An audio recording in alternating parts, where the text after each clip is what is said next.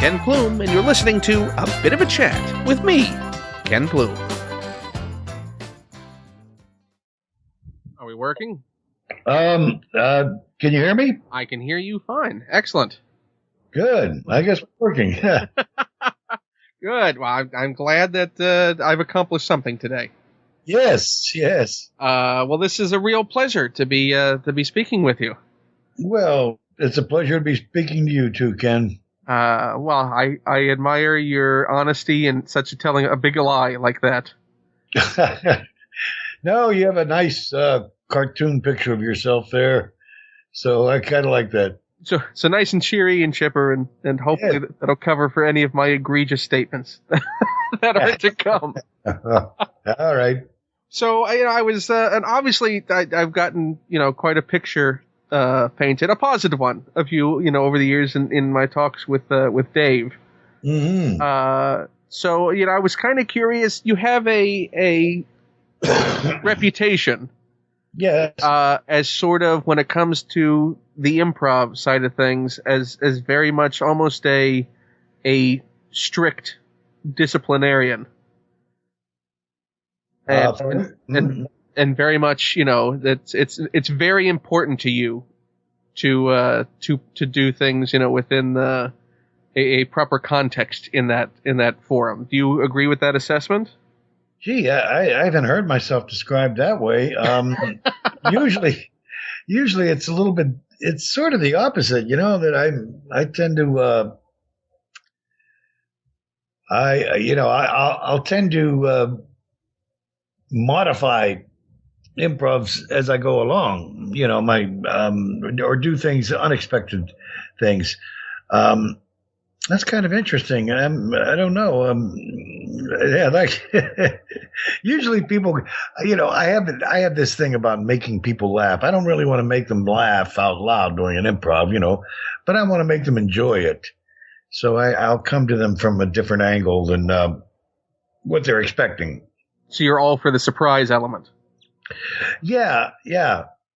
Is there any time where because if that's an option, and certainly something you enjoy doing, is there sort of like the big fish for you, the one who was the hardest get to sort of surprise like that? Yeah, there are certain people that won't crack up, they just, or smile or whatever, react. That's not very disciplined, though. I gotta say, I'd only do that had we been working together for quite a while, and I could do it and get away with it in front of an audience. Otherwise, yeah, I guess I am. I'm pretty much a structuralist. I want to, keep the improv logical. Right. I mean, so not sort of anything for a laugh. Oh no. The more you do this, the more you kind of you veer away from anything for a laugh. You explore areas that are funny, but you got to be aware of the laugh. You always have to be aware of the laugh. It could get you going in the wrong direction. Do you think because it's instinctual, it could be a case of it's not always an earned laugh? No, you get it, and you just want to, whatever made people laugh, you want to keep pursuing that and go down that path. So it's a distraction from whatever you may have had going. It can be, yes. It can move you in a lateral direction from where you want to go in the improv, right? How difficult is it a thing to learn not to follow those sort of red herrings of laughter? Yeah, you got to have some experience. I think you have to have experience, and even then, it's a discipline. I mean, because that's what you're there for, to entertain people and make them laugh. But at the same time, all you can do is pursue areas that are making them laugh, as opposed to just joking, just making jokes. That's what you want to, you want to avoid that. You want to avoid just getting the laugh. Is that because then it becomes a solitary exercise that really doesn't involve everyone else up on stage with you? Yeah, to a degree, yes. Yeah. Yeah, when you improvise with another person, you're building something. You're usually building a story, and so you want that story to make sense, to be logical, and so that requires some discipline, and so it requires listening to the other person too. You have to really listen to what the other person's saying. One of the problems with getting laughs is it takes you off track from that. You just think, hey, I'm funny. I'm just going to say something else that's funny. Yeah, what was it that they laughed at? What can I do again? Exactly, yeah. Yeah, so you're right. And that just puts the brake on an improv.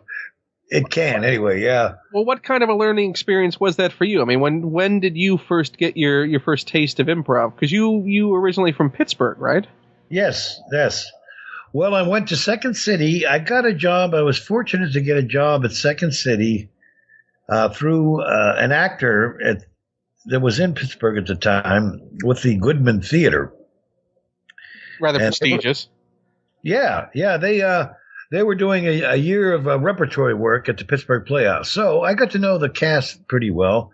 And when they left, I sent a letter to the guy. Mike Miller was his name, and I asked him if there's because he told me, he said, look me up, I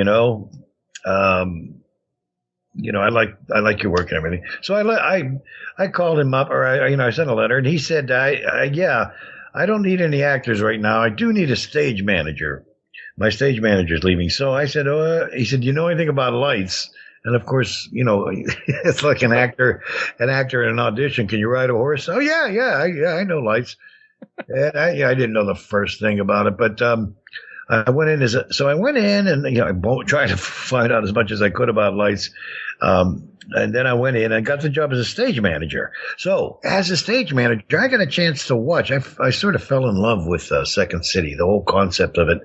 I really love the shows, the review, you do a set show first, a book show, as they say, and then you improvise. And I got the biggest kick out of that. And as a stage manager, I ran the lights. I was kind of responsible for ending the scenes, taking the lights out. So you were the blackout king. Yeah, right. So I got a feel for that, right off the bat. As far as what, timing? Basically when a scene is over, when a scene is pretty much shot its wad.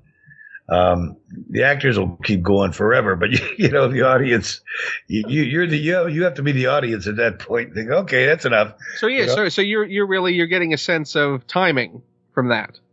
Timing and writing. You got to know when a scene is peaked, and okay, this little story that they're doing is peaked, and now they pretty much said what they want to say. Now we're going to take it out. Yeah, that's what it is. It's writing and timing and all of that. So that's and I did that in conjunction with the pianist at the time. The accompanist, Fred Kaz, who was really great. So we did. I learned that, but then I was also taking improv classes. I thought, boy, I love this improvisation. Comedic improvisation, satiric. So I started taking workshops and lots of workshops, and I got in the children's show. And then I got in a touring company. I just kept working and working, and so there was a ladder to climb. Yes, yeah. Well, what year was this? Oh, a long time ago, 1969. So who was the cast then on the main stage when you went out as a stage manager? The cast at the time was Martin Harvey Friedberg, Bert Heyman, Ira Miller, Murphy Dunn, Eugenie Ross Lemming, and Carol Robinson. That was the cast. And certainly others floating about in the various stages and classes and touring companies and such as well. Well, yes, because the touring company at that time was very hot. They were, a bunch of guys that were, making a name for themselves. And in that company was Harold Ramis and Jim Fisher and Judy Morgan. Who else is Brian Murray, who is now Brian Doyle Murray. So they were making a name for themselves, to the point where our producer kind of wanted to get them in there instead of the regular cast, which had been around for a long time. And is that always a constant friction as far as when that transition is going to happen and how it happens? Yes, all the time. Now, usually they don't replace a whole cast, though. They'll just replace performers. But and Bernie, who was our producer at the time, and this is Bernie Salines. Bernie Solins, yeah. He couldn't fire people. He just couldn't do it.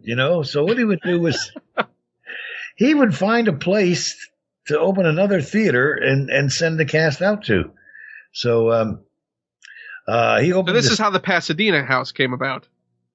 I think so. Yes. Just I think a that was place to hide people. Yeah. It's just well, we're going to send you off there and good luck. Out of sight, out of mind, but still within the family. Yes. So that's what he did. After about when I was there about 6 months as a stage manager, he sent the other group to New York to open a theater up in New York, and then he put the touring company in. And as it so happened, there was a guy in the touring company that they didn't like. They really hated him. They didn't want him to go in a regular company. So the touring company said, "Well, we want, thanks for having us all in, but we don't want so and so in." And so Bernie said, "Well, who are we going to get to replace him?" And I was there at the time, and he said, "How about Joe?" Because I had worked with him in the set. In their improvs. So that's how I basically got in. I got in to the regular cast, who was they were called the Next Generation, and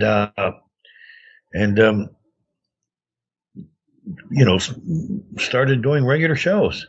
I had been performing with them as a touring company for a few months. Well, so that was amazing. I got actually on main stage in Chicago after about a year. That's a pretty remarkable rise from starting to take the classes and such up to there, isn't it? Yeah. So at that point, I mean, who would be the people within that cast that you hit it off with right off the bat? Oh, everybody. I really liked Harold, but everybody liked Harold. He's so bright, really, and super intelligent guy who was so quick on stage. And had a great sense of humor, had a sense of jokes, that he would make just about any improvisation work, or at least make it amusing. And so he was, everybody loved working with Harold Ramis, and of course he went on to do lots of stuff afterwards. But he was, him. But I also Brian Doyle Murray. I got a big kick out of working with him. I don't know if you know who he is. He does. Oh yeah. I mean, he's one of the. I would say he's one of the few remaining iconic character actors that harken back to an earlier era of people that just you can plug in anywhere. Yeah. Very versatile. And what I understand, a great writer too. Yep. Good head, good mind. It's a disappointment, obviously, this many to not know what you all were like on stage, because obviously we see you frozen in performances and films and TV, but to know what sort of that stage dynamic was like. Yes. What what I did was, I missed it so much. I missed that first cast I was with so much that I forced them to do a reunion show a couple years ago. Oh, you did? Yeah, I got them all to come back, fly back into Chicago, and we did a reunion show. What did you call the show? You know what? I don't. I think it was just called Reunion. Reunion of cast of 60s, 70s, or something like that. Yeah, and we actually did a show on stage doing some of the scenes that we created, which turned into we had 3 or 4 scenes that became sort of classics, as it were, at Second City. So we did those. It was fun. It was a lot of fun. I really had to pull some teeth to get him to do it. I mean, some of them hadn't. A couple of people, Judy Morgan, she hadn't been on stage in 30 years or so. She kind of got out of the business at some point, and but I got them all there, and oh God, that was fun. Was she the hardest to convince? Yeah. Who was the easiest? Who was the one who went, "Yep, done there"? Let me see. I guess it was Jim Fisher, who I love working with. Jim's pretty much had a low profile, though. He hasn't done a lot of hasn't had a lot of exposure. But he was great. I think he was easiest to convince. Harold, he was reluctant at first. Harold he didn't want to perform at all. What was his argument? What was the thing that he said, that his comeback to you when you said, "Let's do this"? Oh, he said, "Why? Why would you want to do this?" And I had to say, "Oh, it'll be fun, Harold. It's just a nostalgic trip down memory lane, and let's show them when we still have it. We can still perform." And was it documented at all? Yeah. It's we have it on videotape here. Videotape? What the hell am I talking? Video. It was recorded on some kind of medium. A disc, yeah. It was. Yeah. God, I don't look at it because. Why not? Because we're so freaking old. We don't look anything like we used to look on stage. That was the other thing, was doing scenes with these people, these old scenes that we had done, doing the scene and looking at them and saying, who is this old person? Who's this old timer? Where's the guy that I did this with originally? Were the quick changes a little bit slower? Oh, sure. And a couple of things bombed that we thought that were killers at the time. But aside from that, it was fun. I mean, do you agree with? I mean, there's certainly been assessments made over the years that improv or sketch comedy also is sort of a young person's game. I feel that. I feel comedy is a young person's game for the most part. Sure. Really? In what way? I don't know. There's something appealing about a young person that's goofy, but an older person that's goofy. It just, it's kind of sad. You take a look at guys like Robin Williams and even Jim Carrey. Yeah, they seem to peak, at a certain point when they're young. Jim Carrey could do all sorts of things that would make you laugh when he was younger. Now that he's older, it's not the same thing. You just say, this guy's being foolish right now.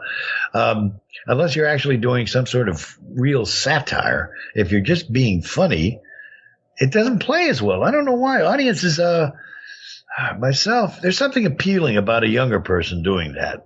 Do you think it's a function of, because obviously stand-up performers can go on for years. Like somebody like Billy Connolly, I think Billy's, almost 70 and stuff. I think it's a function of playing yourself as opposed to playing a character, or being yourself as opposed to being a character. Yeah, I don't know. Makes it acceptable? I guess. Or do you think it's just, a matter of commitment, that, there's a more wild abandon and, not care for Yeah, it's definitely, that's a part of it, I think. Yeah. You just, you'll, not as many strictures or whatever. You're exploring. It's a period of exploration, and you have more energy for another thing. That was another thing. We did our show. The energy level was much different. Once we were on stage and doing the scenes, I think it was okay, but getting to them, getting up onto the stage and actually even physical movement within the scenes we couldn't do. We had to duplicate I don't know why I wanted to do this. It was just a silly scene, but it was a scene where Jim Fisher and I was staying at a house one night and the lights went out, there was thunder and lightning, and we sort of made it like a scary setting. The lights kept going on and off on stage, and then he came to visit me, and he tried to attack me, and the lights would go off, it'd go black on stage, and then the lights would come up, and I'd be on the floor. It was one of those scenes where when you're younger, you just do it easily. Just throw yourself down on the floor, and there you are. Oh yeah, but then when we had to do it again, I couldn't do that. I had the memory of it, of just falling right down face first on the floor, but I couldn't do it. It was just, you were slow and had to get help from Jim. So just that physical comedy, that in itself was gone. So you sort of lose your fearlessness? Yeah. Yes. In that sense. No, your mind is still working. You're right. You're talking about stand-up comedy. That's pretty much. I mean, if you were to take what you did on stage and just strip away the visuals, let's say, and just present it like an audio piece. Yeah, well, you'd have to adapt that. I mean, that would take a while to hone that, and it may not last as long. That scene. For a stand-up, you might get a few laughs out of it, maybe, but I couldn't see how maybe, I don't know. And the one thing is interesting is a stand-up is pretty much like a playwright or a screenwriter, he creates the whole thing right there. You create everything. You create the storyline and all of that, and what happens moment to moment. You call the shots. So everything is like a little scenario for stand-ups, just telling the audience what a scenario is, their particular scenario, what they have in mind. Right. And then all improv is doing is you're doing it with a couple of other people. Yes. And it's theater, so it's more theater. You're doing it with other people, and so, right, you're watching it as a play, So I never really got into stand-up, and boy, did it get popular. Back in the 80s, it got huge for a while there. I think it's tapered off a bit now, but I think the internet has certainly opened up an audience that wasn't there. I mean, certainly you don't have to travel to get a world audience nowadays. Oh yeah, that's true. I guess you could just do it on what, YouTube or what? Is that what you do? Yes. Yeah. Well, that or podcasts or all these different means of getting stuff out. Right. Yes. I mean, have you ever thought about exploring that? The two. I was talking to Dave about the idea that a bunch of you should get together and do a podcast because obviously Marty just did SNL. Oh, did he? Yeah. He just hosted SNL and was great on SNL. And I said, it's a shame that all these, you guys are out there, that there isn't a venue for you to come on and have a forum to do stuff when you felt like it. Oh, yeah. Well, I'm sure that, if we wanted to, we could do that. I just don't think everybody would want to do that. I don't think Catherine, is always difficult to get to drag her in. But wasn't she like that even years ago? Difficult to break in? Yes. So that's just Catherine. It's not any function. Well, then, Andrea. Well, no, I heard Andrea, a friend of mine, just went and saw her in Boston doing Pippin and said she was magnificent. Really? Well, that's what Andrea always wanted, even when she was on SCTV. Her mind was always, she wanted to be a theater actress. She wanted to be in the theater. So, and she's good. That's good. I'm glad. I mean, what did you want? What was always your goal starting out? Oh, geez. I just wanted to be a working actor, a good working actor.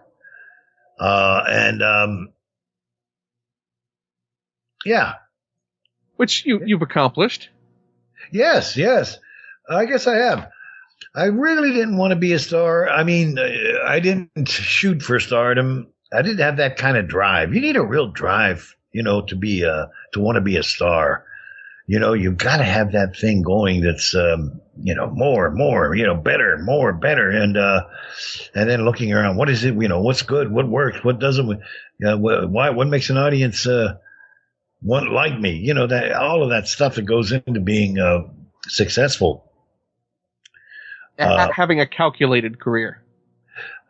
Yeah, a bit. Yeah, and then also it's just a personality thing. It's a drive. You know, it's just that it's I am an egotistical thing. I am the best. You know, and I want to show everybody I'm the best. And which I'm sure you've encountered. You know, over the years, and starting out even in Second City, I'm sure you've encountered plenty of those star personalities. Well, yes, I have. And let me make this clear, though. You need a certain amount of that. And it's interesting. You do need to have an ego. If you're an actor, you do have to have, a big enough ego that you'll get up there and, and perform in front of an audience and think that people want to pay money to see you. So you have to have that. But a lot of the people I knew that became stars were really more so than that. They were just driven, they were driven to be stars. Who amongst your group would be? Because, when I think of, what you were describing about you just want to be a working actor, that seems very much the sort of ethos that, I've seen from like Brian Murray over the years. Yeah. Is that he's content with being, the guy that just works constantly. Yeah. Yeah. Now, mind you, he's got a younger brother that just kind of... yeah, but whatever happened to him? Yeah, but you're right. And good. Brian's a good, solid actor, and he just keeps working. He just keeps making a good living at it. People love working with him. And yes. When are the two of you doing the Sunshine Boys? Hey, that's a good idea. Come to think of it. That would be fantastic. Yes. I'd love to do a play again, Well, call him up. Yeah. If he ever wants to do one of these bit of a chats, I would love to talk to him if he does that sort of thing. All right. Yeah. I got to get in touch with him. I keep losing his phone number, but yes, I think he's on the series right now. But sure. Now you have an excuse to say, listen, we're going to do the Sunshine Boys. It's going to be at this date. Make yourself ready. I wonder if he'd like to do stage. That'd be interesting. I'd talk to him about that. Yeah. Sunshine Boys. God, I still remember seeing that. We were doing Second City Stage, and Eugene Levy, and I wanted to go see it. And so he said, come on, let's all go see it. All went to see it at the Toronto Dominion Center. Did you even envision being of an age to where you would consider being in Sunshine Boys? Hell no. That's like when you're young. I still can't accept this age thing. This is really... It just crept up on me somewhere. All of a sudden you look in the mirror and you think, what the hell? Yeah, when did this happen? Why didn't anyone tell me that this was happening? Exactly. Who are you people, and what kind of friends are you? It's, you have so much fun. I mean, poking fun at old people when you're younger, it's just a big laugh. One big look, Yeah, when you're in scenes, I'm showing, let's we'll pretend like we're old. We'll put on some old face. Yeah.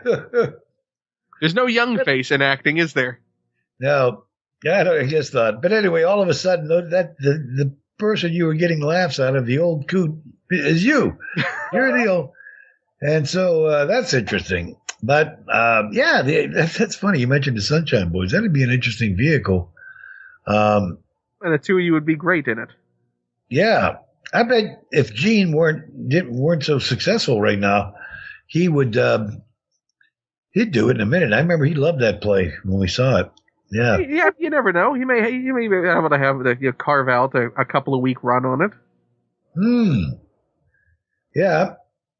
And then it transfers to Broadway. Then you're doing it for a year. Then you do the feature film. And right. Yeah. Anything can happen. I guess.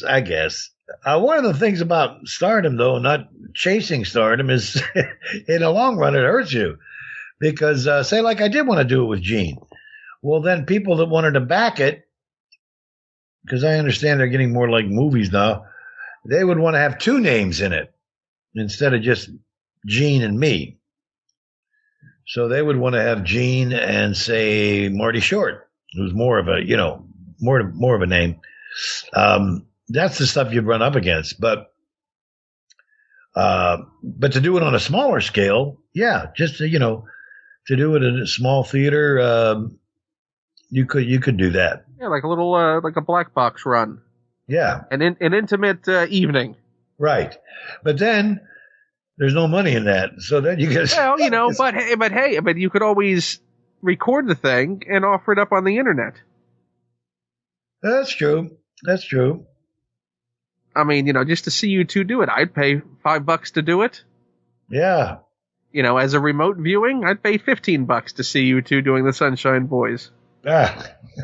See, I raised the stakes. Yeah. Okay. All right. Let me look into it.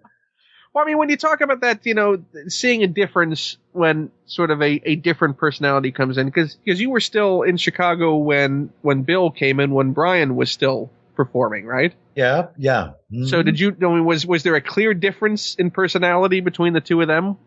Oh yeah, yeah, yeah. Brian, it was more laid back than Bill. Bill's kind of an energetic guy, He's got that engine going, and so it was kind of obvious, right from the start.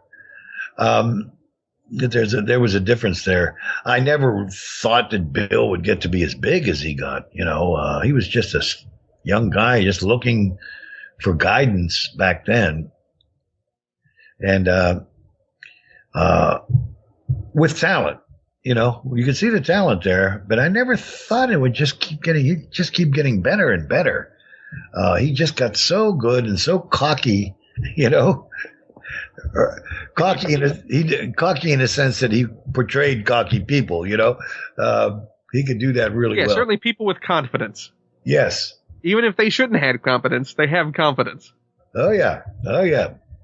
Do you, at a certain point, you've also been described in the past as being, a mentor and sort of a bit of a rock for performers. Yeah. I mean, do you agree with that assessment that that was something you gravitated towards?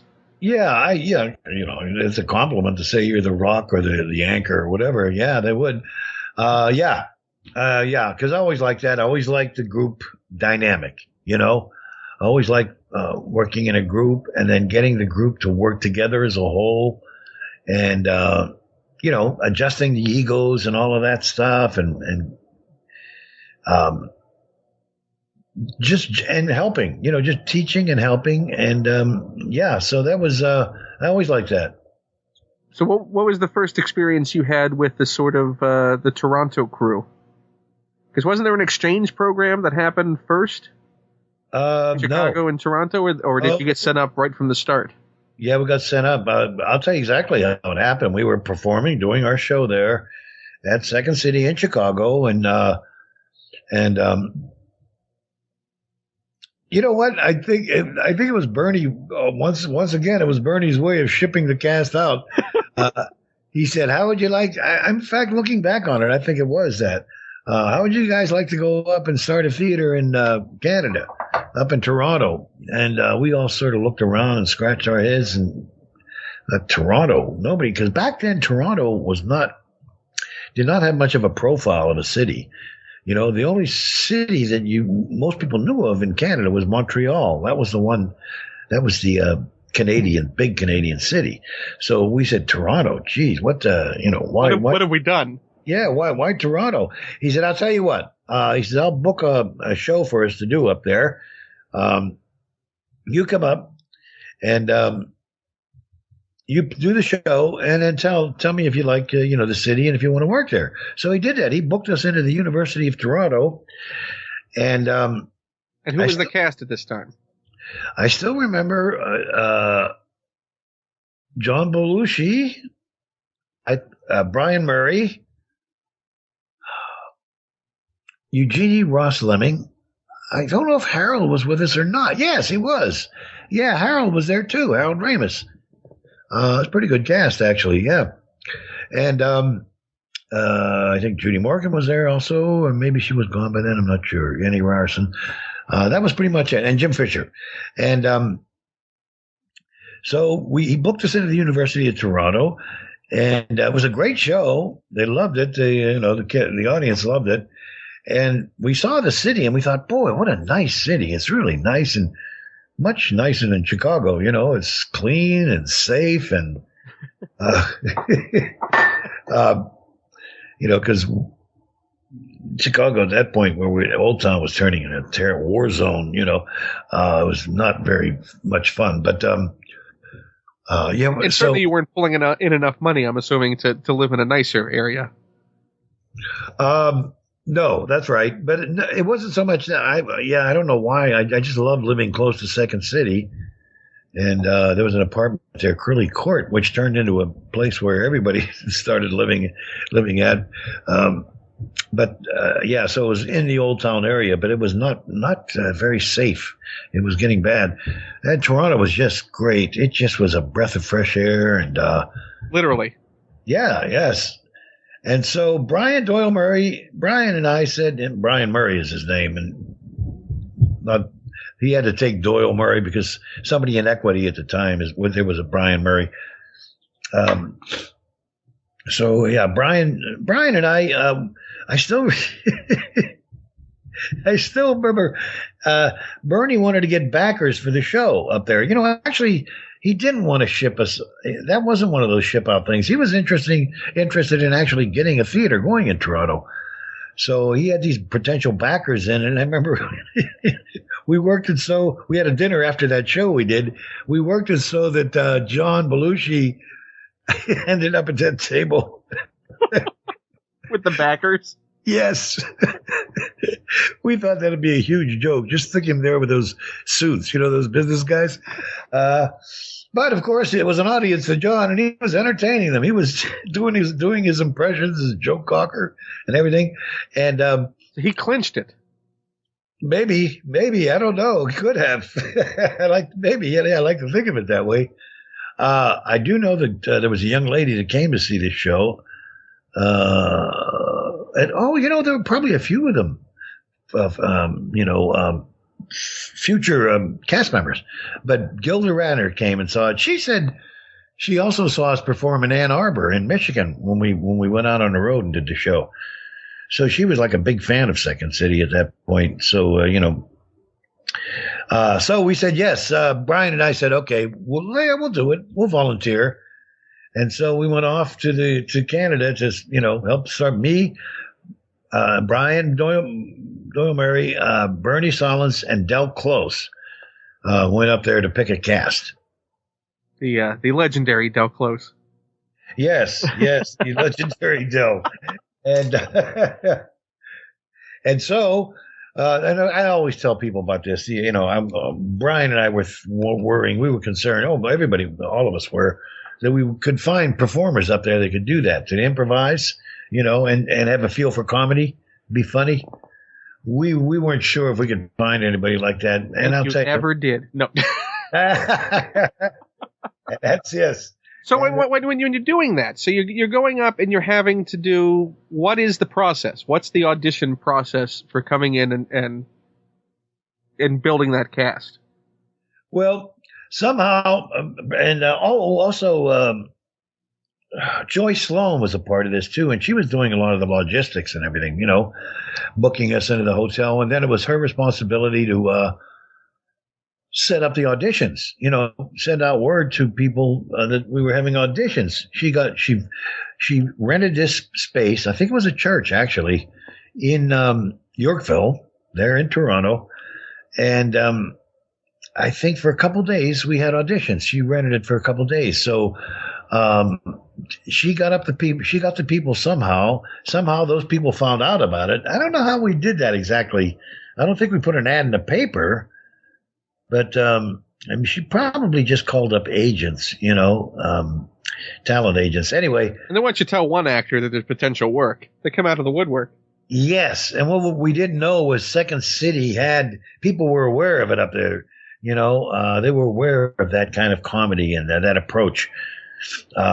So right off the bat, we got people that wanted to do it. And man, I'm telling you, that first day of auditions, I was floored. We went from thinking, is there anybody up there who can do it, to holy hell, we're gonna have a strong cast here. There was in the first day that in walks Dan Aykroyd, in walks Gilda Radner, in walks John Candy, in walks Eugene Levy. It was amazing. Who made the biggest impression right off the bat? Gilda, and Dan Aykroyd. Yeah. What particular aspects made them stand out?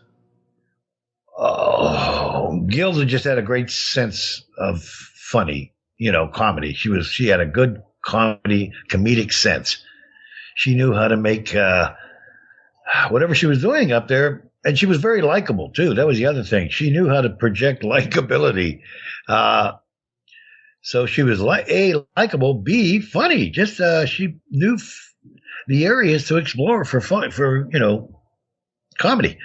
Dan was quick. Man, he is so smart, so intelligent, has a very quick, good mind. Steel trap. The guy could improvise. I mean, he was impressive. He was there's like a tour de force with him sometimes. If he'd just go off on a rant, oh man, it was just amazing to watch. And he had worked at the time he had a partner. Valerie Bromfield, right? Right. Okay. Oh, you know a little something about this. Yes. Yeah, you did your homework. Yeah, Valerie, and she was amazing.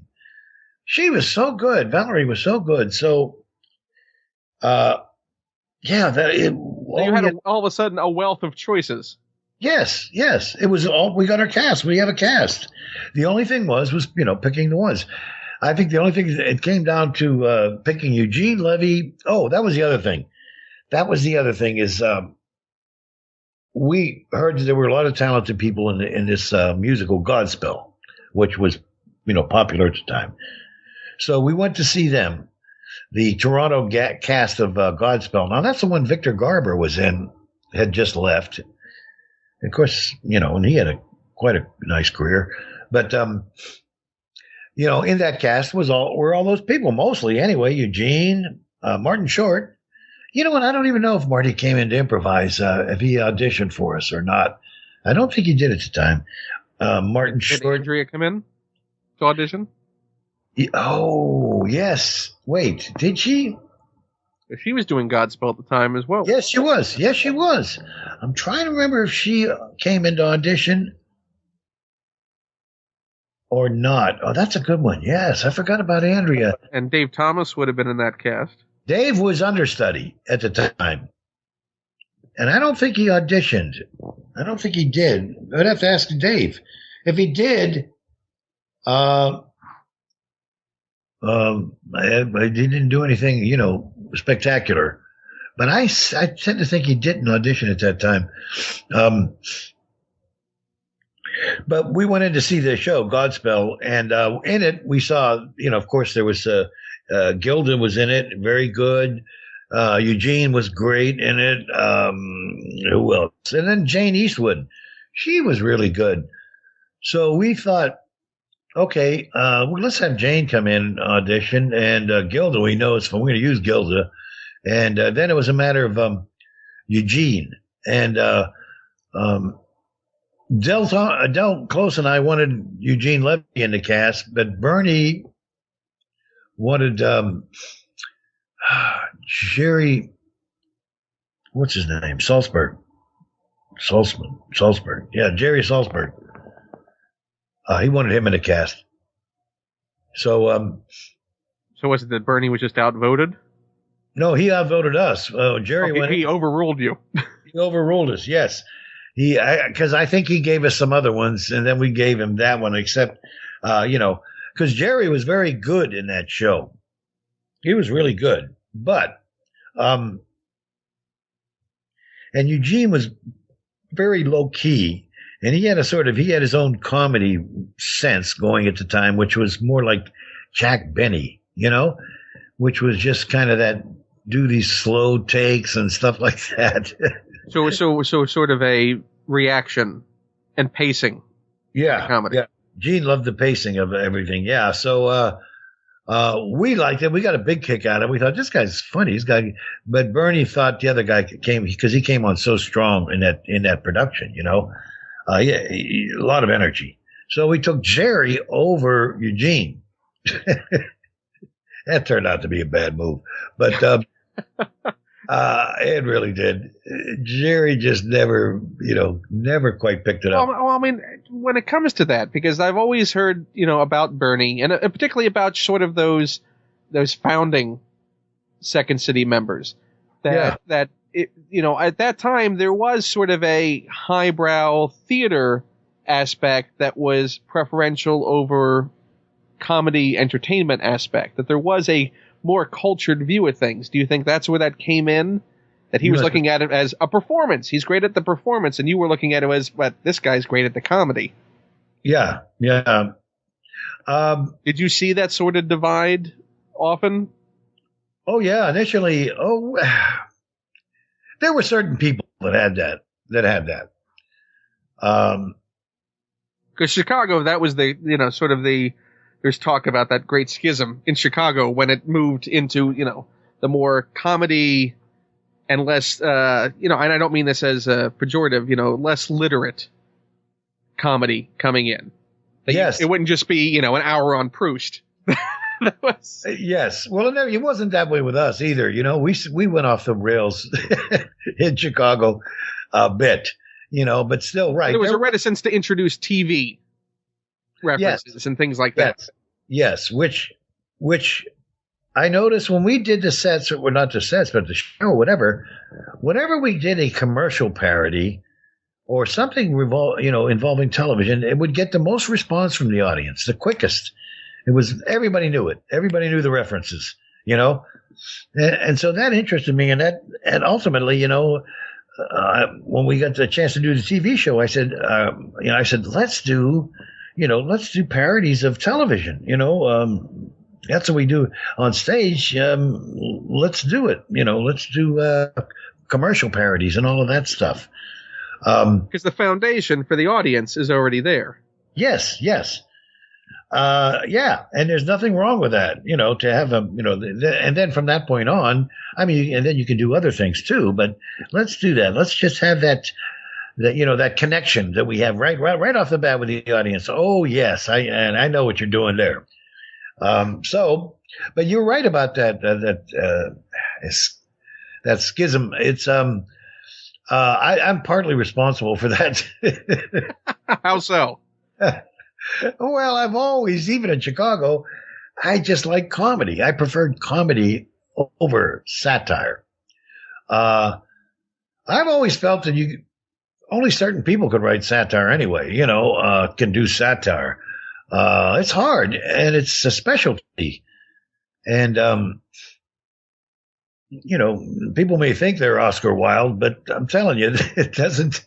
You read Oscar Wilde, the man was brilliant and he had a knack for just, what he did.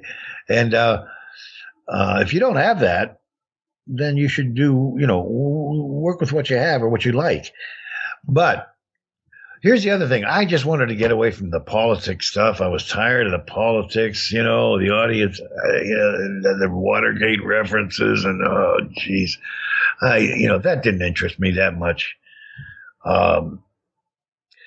It was in Chicago. I found out eventually was pandering. The political stuff was pandering to a certain segment of the audience. I mean, there was a lot of that. I mean, the stuff that would, in that period of time, rise up in Chicago was a lot of, political and local based material, was it not? It was, but it got to be too much. I felt there was just too much of it. There was too much. And there was, one night we were doing the show and Abby Hoffman stops in and, great improv performer. Yeah. See, he ended up in the set. He ended up doing, which made me wonder about it. I thought, man, I wonder about this guy. Does he just want to be in show business or what? I think there has to be an aspect for anyone who gets up in front of an audience. Everything in Chicago at the time we were inundated with politics. It was, when I got there, it wasn't long after that convention, right. You could almost still smell the tear gas. At a certain point, everything was so politically directed that I just wanted to pull away. I personally, and I think some other people too, wanted to just okay enough with a freaking. Did it feel like it was an obligation that it was being forced upon you? Like, listen, you got to be topical. You got to be this. Oh yeah, yeah. And Bernie was the one. Bernie was the one that was sort of enforcing that. And the only problem is Bernie didn't know how to do it. He couldn't write a good satire, and he couldn't tell us how to do a good satiric piece. He would want us to do these heavy-handed, obvious pieces that weren't that funny, but made a political point. And we rebelled against that. There seems to be a very patrician aspect to Bernie in all that I've heard. Yeah, yeah. Now, mind you, if you're talking to Dave Thomas a lot, you're going to get that point of view. Well, I've also read around above and beyond just talking to Dave. I know there were clashes. Yes, and the Toronto people were they were different. Ultimately, the people that went into the cast, they were more showbiz oriented. They weren't that interested in satire, and they weren't that interested in life.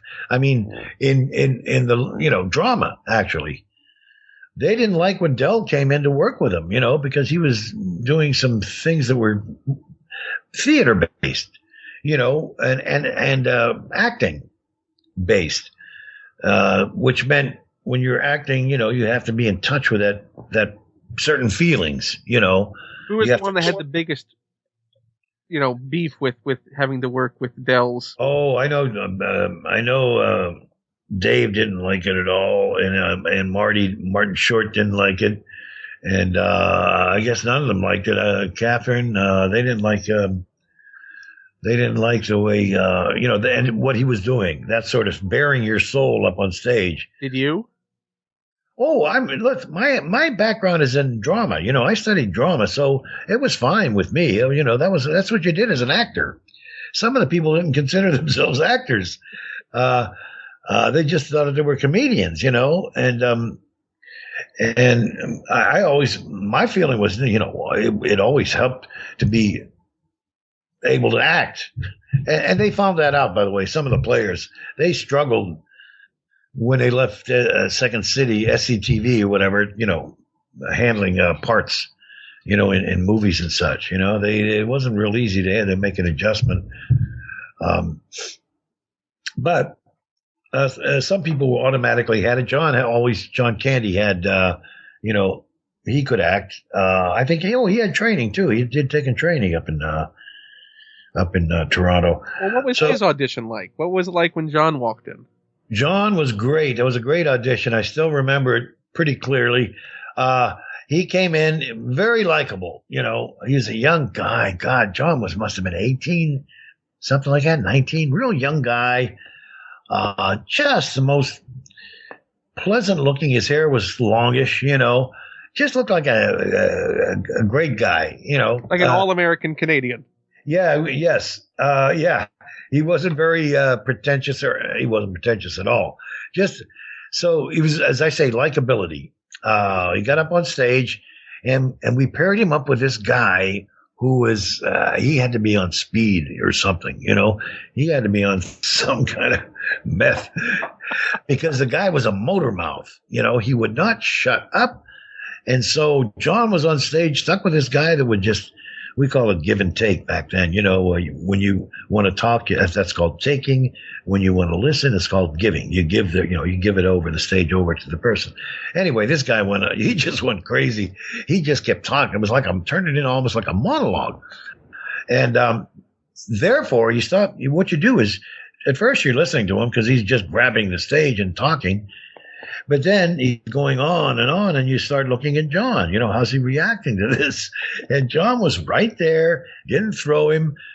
It didn't put him in this sense of panic was, I've got to say something. I've got to be funny. I got to do something. He was just listening to him. And so, and he was so good at just listening to him and the little reactions he was doing, yeah, that he stole the scene. He stole it. Plus, John has had a great presence. He's got a great face, nice big wide face. that's likable, you know. Invites the audience in.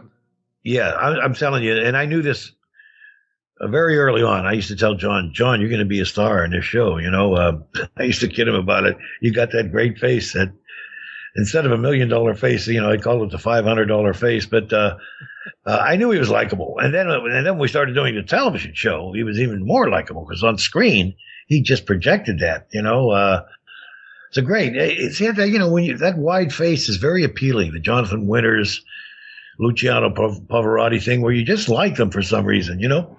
Anyway, so John, but he was very, you know, raw at that point, very young, and we weren't sure about putting him in the cast. But Del said, you know, I love this guy. Let me take him down to Chicago. Okay, fine, great. So, which is almost a trial by fire then at that point. Oh yeah, yeah, because he got for Del to take anyone under their wing. Yes.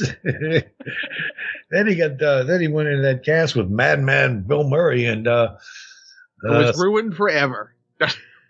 No, it's Bill taught him ego. Well, yeah, it was. Yeah, Bill taught him anger, rage. He held his own with that group. He held his own, but he wasn't, you know, he didn't stand out necessarily.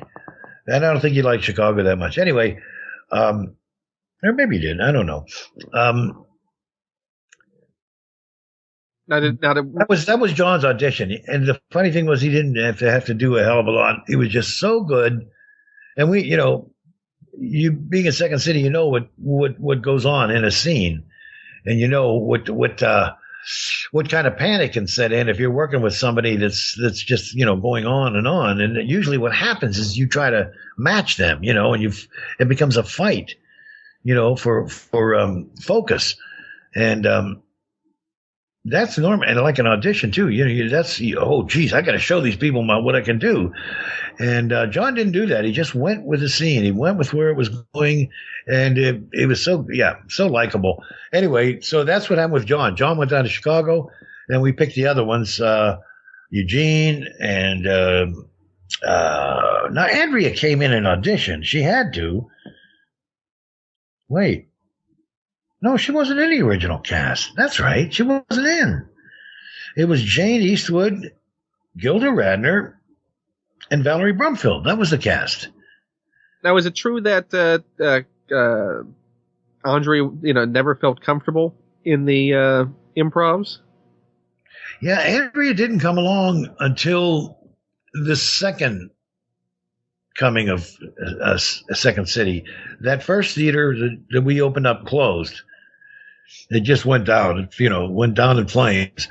And was this the liquor license issue? Yeah, yep. The liquor license issue definitely was a part of it. Yeah, and not having an AC, an air conditioner. That could, you know, put people off. Oh yeah. To the point where that Brian was chasing Bernie Sullins around a desk in his office, threatening to beat the hell out of him if he didn't get an AC in. But that opening though, that it was really weird. You know what happened with that first show? We got that cast together. It was a high energy cast, you know, very dynamic. Oh man, they were like a bunch of horses, you know, like a really just champing at the bit. Yeah, energetic horses that were ready to go, and you had to sort of keep them in rein. But so we put a show together, which was pretty much a best of show from Chicago. And what happened was nobody came to see the show. There were no audiences, very few, 10, 15 people. But then the improvs would come, and half the city would show up. Part of the thing was, we didn't charge for improv, so they were free, so they would just come in. And what happened? Yeah, so it was strange. We got this cult following in Toronto. All the sort of the hip people, it went around. It was like the in thing to do was come in and watch the improvs. And do you think that sort of changed the dynamic of how the Toronto theater developed from that point? Well, I don't know. I know that what it did was it put us on the radar for the young hip crowd up there. Sort of the crowd you want. Now, some problems developed along the way, which was Valerie Brumfield pretty much had this clock almost that would come in every night to see her. And this was like she represented, I guess, the gay community up there. And they would practically fill the house, and everything she did, they would get, huge laughter. I mean, it was just amazing how wait 1 second. 1 second. Okay. Sorry, my son just came in. That was a little story in itself, was just that group that came in that followed Valerie. And a distraction? Well, it was hard. It was hard for the other actors to. She was getting so much response from the audience that you think, oh, geez, how am I going to, how's my scene going to work? Because you could tell they were there just for Valerie.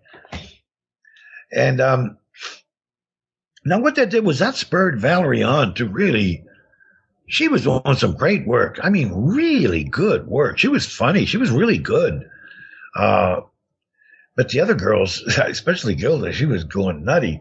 Having to fight that. But what happened was that sort of raised everybody's level of work anyway. These are just improvs, but you had this packed house, and they weren't all there for Valerie. There were other people there too, friends, whatever. And those improvs were really good improvisations there in Toronto in that first theater. But that wasn't enough. Obviously, they were making no money, and that was I found out years later talking to Jane about how much Gilda really disliked that whole situation. How difficult it was for her. Were there any scenes that came out of that first run? From the improvs? Yeah. Hey, that's a good question. I'll tell you one scene. We worked on. We did it a few times. I did a scene with Dan Aykroyd. Was Danny in that originally, or was no, maybe that was Brian. I did it with Brian Murray. Now, what we saw was Brian and I saw that there was this anti-Americanism going on there, which was kind of made us feel a little uncomfortable. But, they just didn't like the United States. The Canadians, especially people in Ontario, they strongly disliked the U.S. So anytime you do an anti-U.S. Reference, we get a good response. So we said, "Hey, let's do a scene," and then with some of it, we obviously agree with. There was this whole thing at the time that the Canadians were concerned that the U.S. was stealing a lot of their natural resources. Buying it, but stealing it, taking their resources. And so we said, "All right, let's do a scene where we're two CIA guys, and we're going to." We're up there to steal resources from them, their water, and other things. And I said, well, what we'll do is I'll be the guy. You're coming up to find out what's going on, and I'll be the guy, the spy that's sort of infiltrated the Canadians, and I'll just show you what it's like to being a Canadian, what I'm doing up here, And so we had the scene, and we call it "The Eagle Screws the Beaver," and so I would come in. I dressed myself up like a lumberjack, And what it was with the scene was American impressions of what a Canadian is like, and I dressed myself up as a lumberjack. Now, where I was living, I noticed every Friday for sure, but everywhere I look out on the street and I see these Canadians, these guys, people walking down the street with this beer on their shoulders, these 12 packs, Um, it was just a sight that was there constantly. I just thought, what the hell? You're saying some stereotypes have a clear foundation. Oh, yes. Yes. Now, here's what happened. I found out later, of course. I was near a beer retail store up there. And, because liquor is you're not allowed to sell it in regular stores. It's government provincial thing. They have to sell all the booze. Anyway, these guys were walking by constantly with these things on their shoulders. So I came walking into the scene with this 12-pack on my shoulder and dressed like a lumberjack, and he says, okay, Agent so-and-so, what name are you using? And the only name I noticed up there that was all the time I saw was Mackenzie. It was Mackenzie this, Mackenzie that. Not knowing then at the time how heavily influenced Ontario was with the Scottish people, Scottish settlers. But anyway, I said, what's your name? Then I said, somebody Mackenzie. And he said, what's that on your shoulder? I said, beer. Canadians love drinking beer. So I'm fitting right in with them. Canadians drinking beer. My name was Mackenzie. Where did that pop up again later? No clue. It's in the common knowledge. Yeah, that's it's in the great well. Yeah. That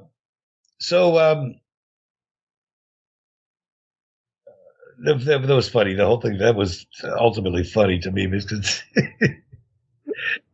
that old Canadian thing. Anyway. But that was actually one of our funnier scenes, but I don't think we actually got that in the show. But that was one we were working on. But Valerie left, and she was pretty heavy in the scenes, in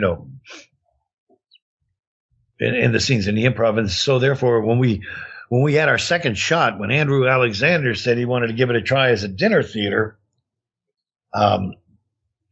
and open up another theater up there. So when the first theater shut down, did you go back to Chicago? Or did you stay up there? I was only up there on a temporary basis. I didn't realize how temporary until I looked at some of the reviews that pointed me out as being an American, and then there's Joe Flaherty, who's an American up from Chicago, disparagingly.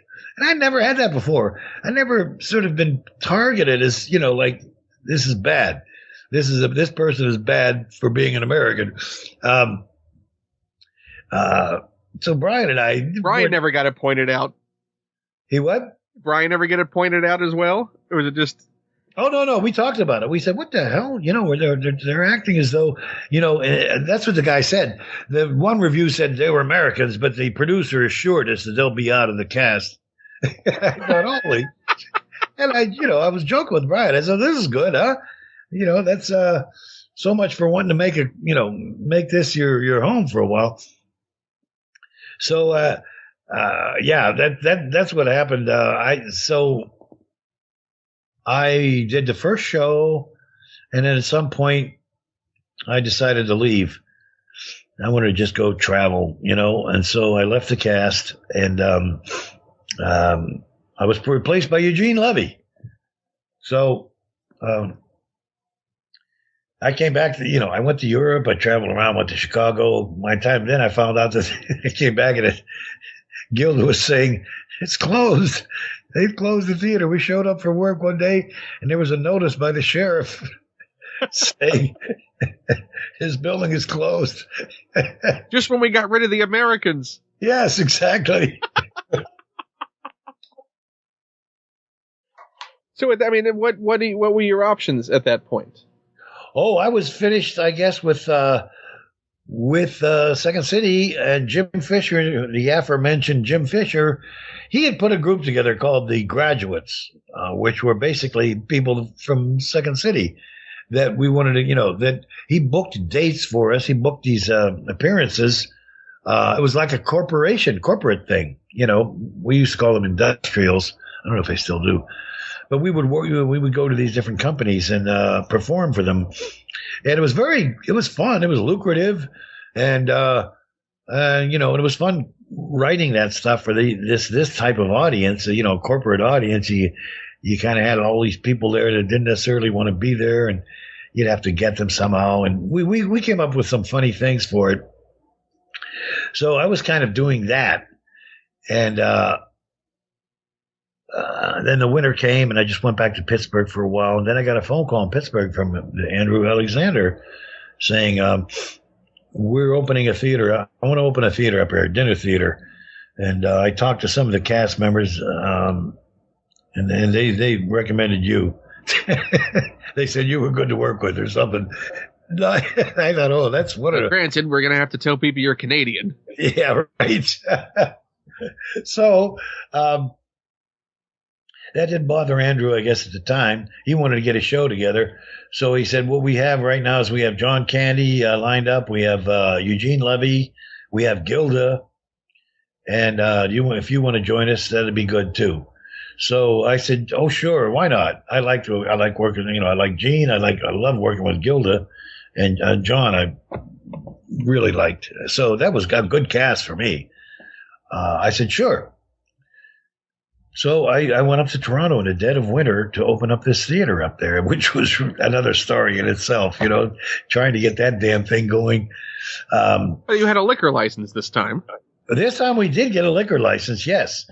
And so people at least would show up for a dinner and a drink. That's what the whole thing was. It was Andrew trying to get that going, the dinner theater aspect. He got a place called the Old Fire Hall, and then what he did, it was actually an old fire hall. Upstairs, he would have the restaurant, and then downstairs was the little theater that we sort of created. So people would eat and then go down to the theater. Right. That was the idea. Yes. So there wasn't, wait staff while you were trying to do improvs. No. Wandering about. No dinner theater, I think, does that. I think they stopped serving. That was kind of a myth that they served food during the meals, to the point where we even did a sketch on that. But and he didn't want to call it satire. He says people aren't going to want a cat. He said they're not going to want to come in and see a satiric review. They don't know what the word satire is. I thought, what audience is this guy going for? This is definitely not Chicago. But Andrew had to, You're swilling lumberjacks. Yes.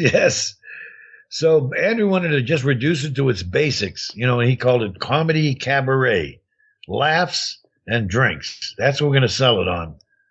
At least the laughs came first. Yeah. And so that's what he did, comedy cabaret. And he had these people call, on the phones upstairs, calling people all the time, booking people in, through the phone. And I still remember thinking, boy, this is not very Chicago. This is not very cool. It doesn't have that feeling. So were you very much at that point a stickler for that tradition? No, it was there. I was the only one. Nobody else, the Canadians didn't care that much for that tradition. It was comedy. They just wanted to do comedy, which was fine with me because I just wanted to do comedy too. But I did have that Second City thing of certain class. You had to have a certain amount of class. But you must be this classy to attend. Yeah. So it was funny. It was just getting that whole thing going. People, Andrew getting that organized so that the people were fed in time to come down and see the show. Because a lot of times people would come down and it would be a bad meal and they were late. We'd have to start the show late, and then half of them would fill in until he got that worked out. And the audience would be in a bad mood because of the meal. So that was really tough. You had to get the audience. You damn well better make me laugh after that. Yes, exactly. So, then how long would you say it took to get on its feet? And so I think it took off pretty quickly between those phone calls and word going around to these corporations and stuff, that it's a good night out. The Andrew trying to make it a good deal. The meal plus the show was I don't know, $25 or something at the time. which wasn't, a bad deal. So it started to pick up while I was there, which was interesting.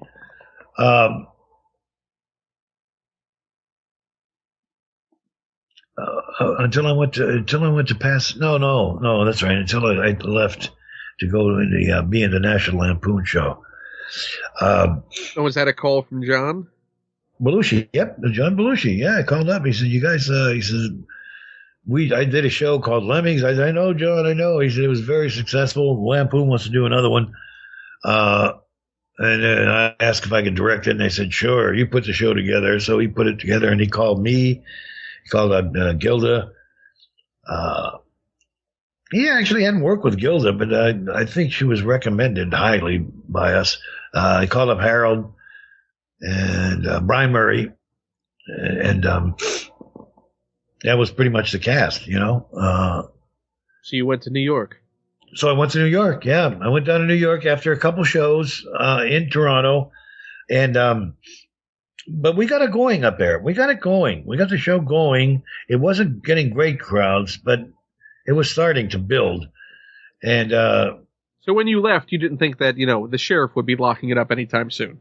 I wasn't sure because I still had that waiting for me in Pasadena, but. Yeah, but my understanding of what Pasadena was that Pasadena was basically Bernie trying not to get his cast poached, and so created this thing to send cast to be sort of hidden away from people like Lorne Michaels. No, that hadn't happened yet. That hadn't happened yet. Okay. No, that happened. So it was just a poor decision all around. Yeah, that one I think was Bernie actually wanting to ship some people out.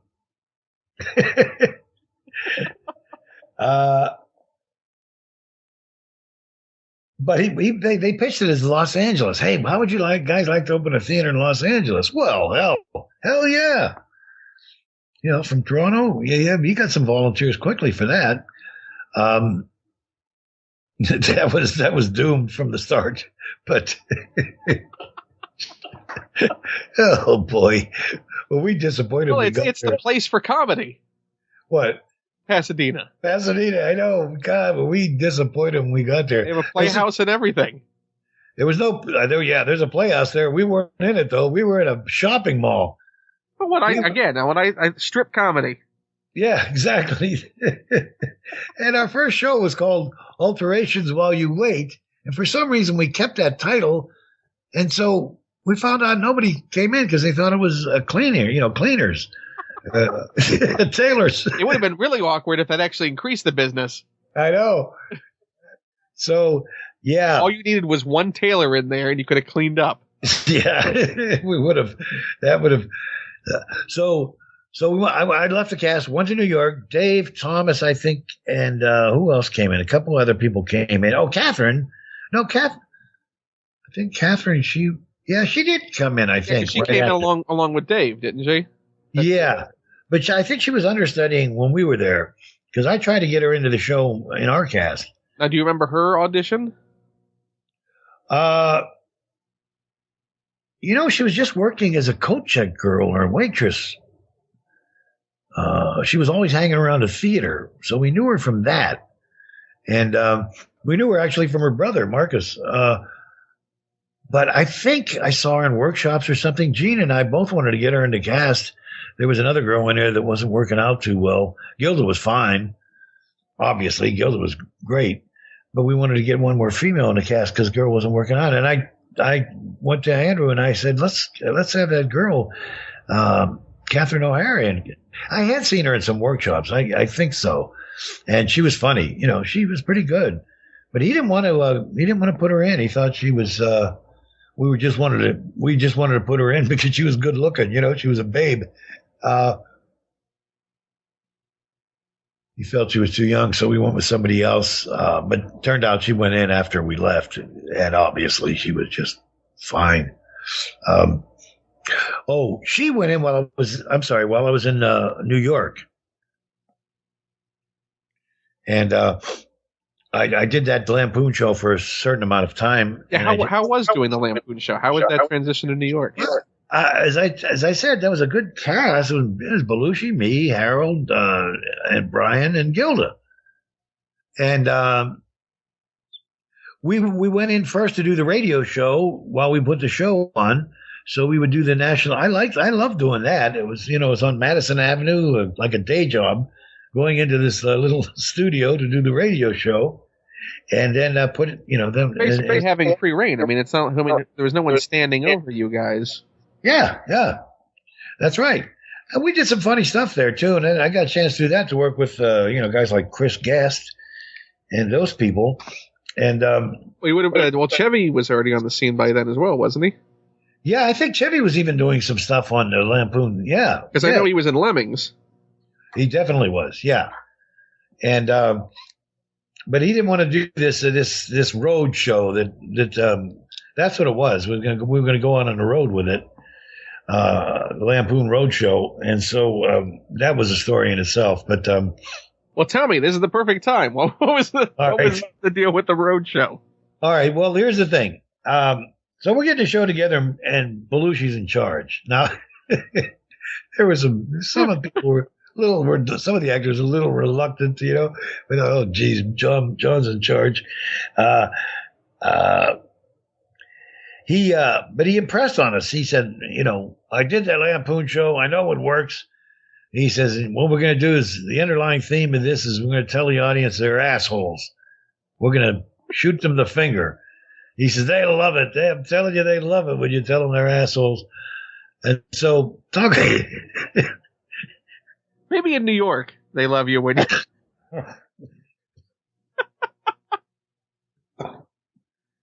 Yeah. That's something you might want to travel with.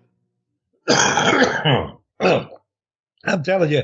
And here I am with this Second City, Chicago, upbringing of tell the audience they're assholes. They're jerks. And, because we were always taught to think that the audience were at least as intelligent as yourself. But this show, our opening literally was, we came out with our underwear on our heads, our BVDs, wearing them on our heads. That's highbrow. And we did it to a song, and it was Cole Porter's "You're the Tops," but we changed it to "You're the Pits," and it was directed at the audience. "You're the Pits." That was our opening. So you hooked them right from the start. Well, yeah. So we got together. We put a pretty funny show together.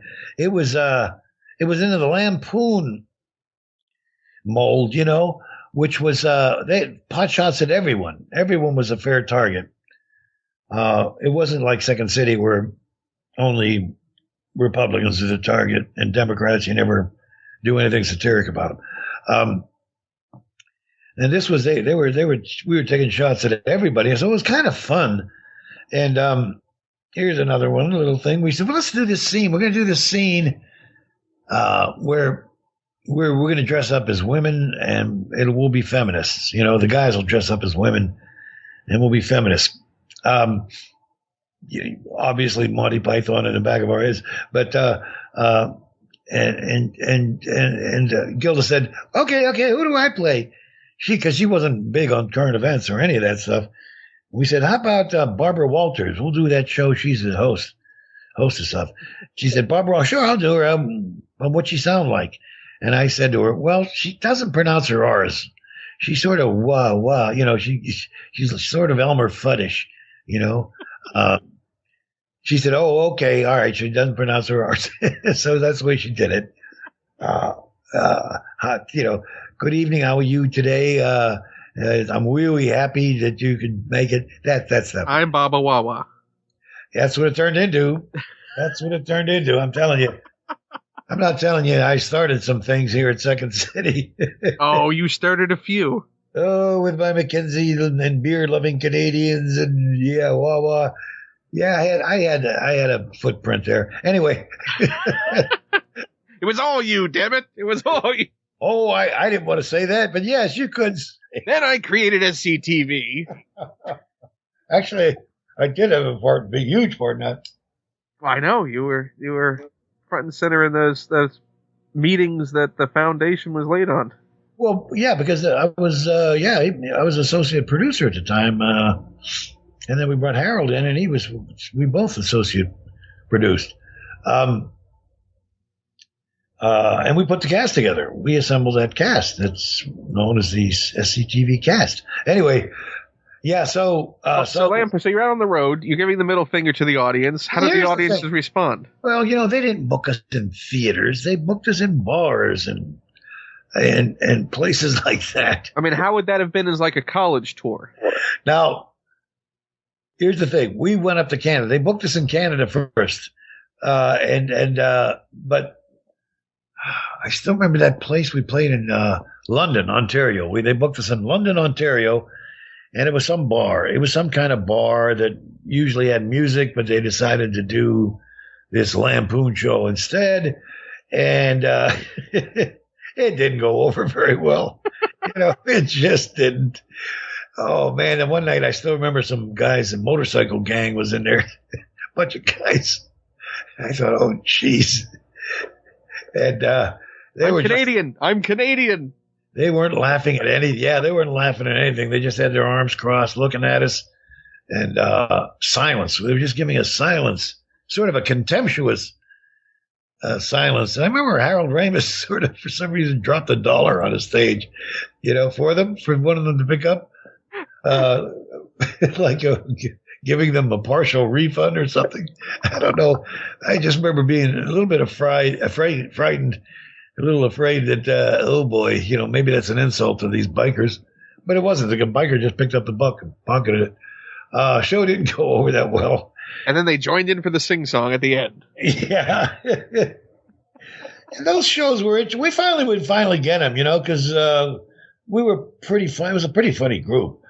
And by the end, they usually were enjoying it, but boy, was it tough. It was a tough sell. And then the nights ended up with Belushi getting into these chug-a-lug contests with some of the customers, the patrons. He'd be getting, throwing back these beers. Kind of, whoa, what the hell we got to do? Fully immersing himself with the natives? Yeah, just drinking, just being John and overindulging, challenging people though, and he usually would win those things too, those chugging contests. But and that would be your dinner money. Yeah, then they booked us into the place in El Macombo in Toronto, and that was a dance. I mean, it was a rock and roll place, and it was kind of pretty seedy, and it was a tough crowd, and they'd be hostile to us at first because we called them assholes right at the top. Yeah, you set the tone, not them. I know. And I thought, what am I doing? I don't want to do this anymore. Second City started looking so good in comparison to that show that I finally said, you know what, John, let me out of this thing. I went and I did their final performance. No, Allentown. We went to Pennsylvania. We did a performance in Allentown. Then they had one more college to do, and I said, I don't want to do it anymore. So Bill Murray came in and replaced me in that cast. Bill Murray. And then Ivan Reitman came in and saw that show and said, I want to put you guys on I want to get a theater in New York and have you guys run in that theater with this show, that we had created. And that was the show they were doing when Lorne Michaels came in. And so you were that close. Yeah. Now, whether he would have picked me or not, I don't know. But let's fast forward to, because Dave told me the story of the post Chevy leaving disastrous audition night with a very rude Lorne that you did up at Second City in Toronto. Yeah, that came afterwards. I think that came. So SNL's been on for a year. No, he still hasn't started yet. It hadn't started. I thought that my understanding was he was looking for the replacement for Chevy because Chevy was leaving. Oh, yes, that's when that happened. Yeah, yes. I'm talking about the one that I guess, Lorne kept you all waiting, and there was one prior, so you did an audition prior to the show coming on. No, I never did. Here's what happened, though. He came in, he did see that show, and then I went back to Second City for the end of 1974. And the beginning of 1975, I went back to Second City. Andrew asked me if I wanted to direct the show, and I went in to direct the show. And I found out eventually it was like a snake pit show. The cast was not getting along together. They were really at odds, and he wanted to bring me in. So who is the cast that was at odds? Well, okay, I'll tell you, but I shouldn't mention it. But it was Eugene Levy. Who's going to take issue with it now? Who? Who's going to take issue with it now? Yeah, that's true. Eugene Levy, Dan Aykroyd, Catherine O'Hara. I think Andrea was in the show at that time, and Dave Thomas. Was it just Dave? No, wait. Was Dave in by then? I'm not sure if Dave was in that cast or not. No, I don't think he was. No, but that was the Snake Pit cast. Was it just strong personalities? Clashes. Typical Second City thing. There was some romantic stuff going on, backstage, and that kind of became a problem with, So it was awkward mix and match spilling onto the stage. That's what I felt that eventually was, yeah. And Danny was getting Dan Aykroyd. Dan was in that show, yeah. And Dan was he's very volatile. He was getting pissed off, and so he brought me in to direct that particular show. So I did. And so how do you sort that out? What's that? How do you sort that sort of snake pit out? I don't know. The guy that was directing before that, I think he may have even encouraged that a bit. He may have actually, he may have liked working like that, where people are riled up, I just came in and I tried to treat everybody the same, and I liked everybody. I didn't have favorites, and that was, so we got along. We put together a nice, funny little show, except one of the scenes was called Cadets. It was about the Toronto police force. And it was basically cadets learning the process of being cops and them going out on a call, a domestic disturbance call, and how to handle that. I thought it was a funny little scene. I thought Catherine and John Candy were very funny in it. And Dan Aykroyd and I think Dan was a cadet, and that's right, and I was teaching them. And that was one of those ones where it was a funny scene. It always got good laughs. But then the review came out and it said, "How dare this guy Joe Flaherty from this Chicago American." You couldn't escape that. I couldn't. No, he slammed me for making the Toronto police force like the Chicago police force, And all it was just cops, basically, young cops not knowing how to deal with things. Trust me. What's his name made a pretty good living off of that, with the Police Academy movies, which came out afterwards. You created Police Academy, too. Oh, I'm not taking credit for that, but was it Pat Proft? It was one of the, I don't know, maybe one of them saw the show somewhere along the line. Don't even get me going on Grease, but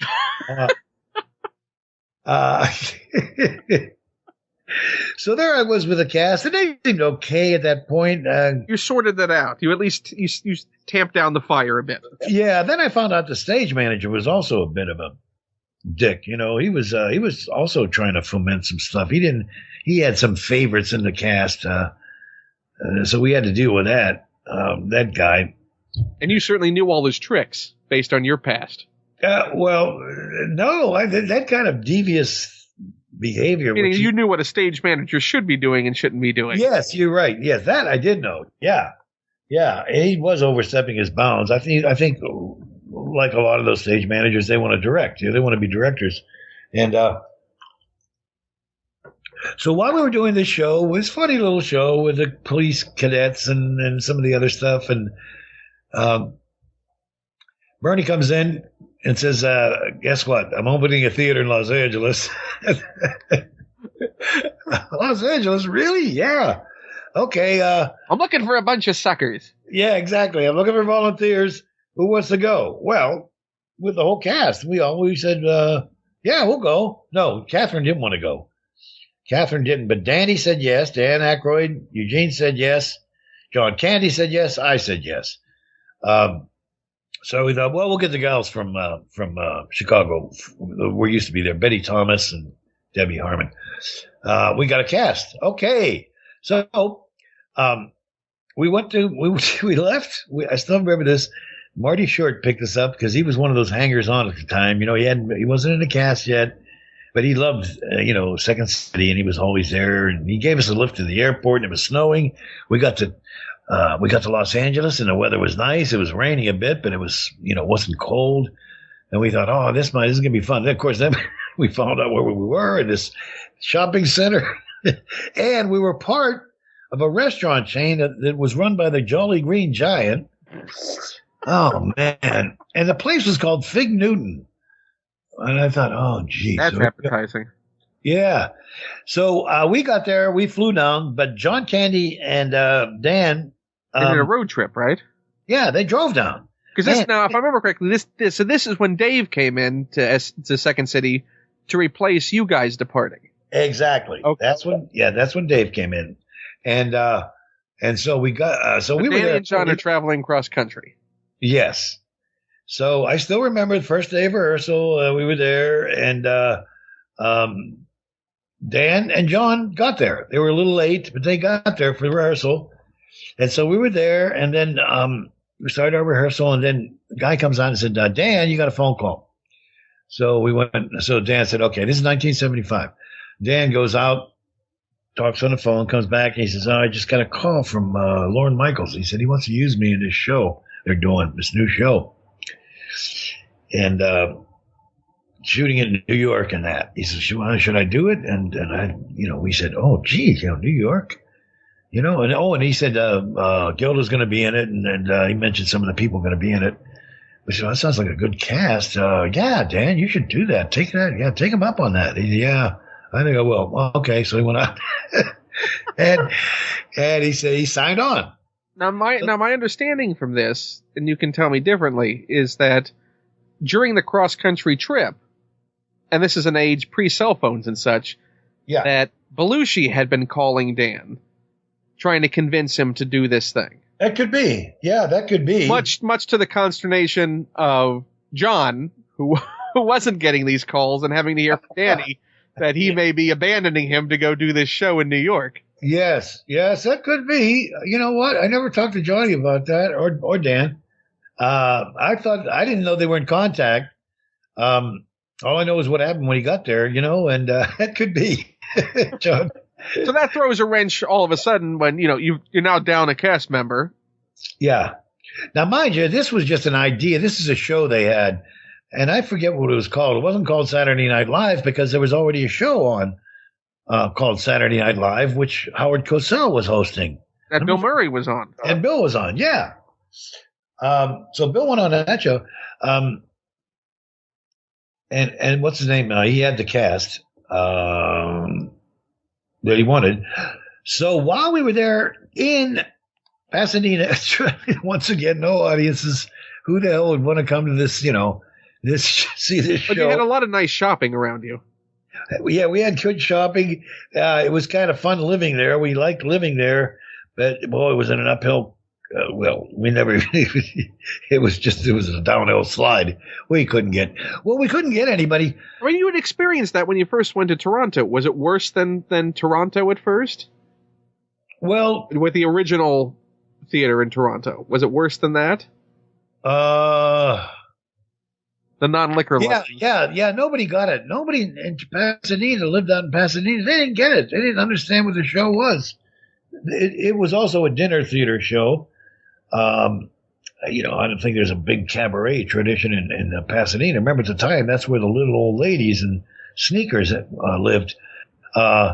Except every once in a while, like the guy came out to review our show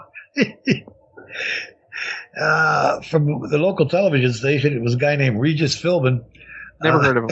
Yeah. He came out, and his whole review of the show was, why Pasadena? Why would they have it out here in Pasadena? I don't understand. That's all it was. He was grousing about Pasadena. So he liked the show. I don't know. I don't think he even mentioned the show much. It was just Second City in Pasadena. But he regretted the drive out to Pasadena. I think so, yeah. Like a lot of people did. So then we had the show going, and then it was a weird thing. We'd get these small audiences that didn't quite know what the hell was going on, but then we'd get the odd celebrity in the audience, you know? Like one night, Joseph Wambaugh was out there. Joseph Wambaugh. Oh. Then another night, Tony Richardson, the director. Wow, Tony Richardson. We'd have that kind of weird stuff going on, trying to do this show, and it never caught on the way that Toronto show caught on. Do you think because you weren't capturing, I mean, in Toronto, you caught the young audience? Yeah. That obviously was, more of a like mind with what you were putting up. Initially we caught the young audience, but then in Toronto we got the businessmen, the raucous business crowd. And that was, that's where we just went for laughs all the time, and we would get them, huge laughs. That was our comedy cabaret. But here, it was just weird. It was Pasadena was. We got retirees and housewives and. Yeah. You get the strangest crowds, and some of them just didn't know what it was like. And we did this scene where we had to did part of it from the audience. We were sitting in the audience, and that would throw them and confuse them, and get them upset. So when doing improv like that, it is. The audience is a very vital component. Oh, yes. They've got to be with you at some point. We work very hard to get the audience on our side. We usually have them laughing by the end, but oh boy, it was tough. Yeah, you must not be anticipating going out there knowing that you're going to have to spend most of the time trying just to win them over. Yeah, it wasn't, that was tough. That was, but you're in theater. And we always had this stupid thing about equity, which we were wrong about. But this goes back to Chicago, where we always thought it was an equity rule that if there's more people on stage that are in the audience, you didn't have to do a show. So that was always coming up. We were always going to invoke the equity rule, except we found out there was no rule like that. But that's, once again, I was dealing with small audiences and So was it demoralizing to the point ever where you went, I should find something else to do? Yeah, I decided I was going to, just do it for a while, take off, go to Europe. That's what I did again. And then, Jim was still doing that stuff with those industrials, for hair products and Bell Telephone and those kind of things. So I thought I'll do that. Then figure out what I want to do. So I'd already done the Second City, the Lampoon, and then and then I found out. Of course, I went back to had a few weeks left there, a month or so, but I wasn't in the show anymore. And that's when I found out. That this one day they showed up at the theater. There's the same thing, closed down.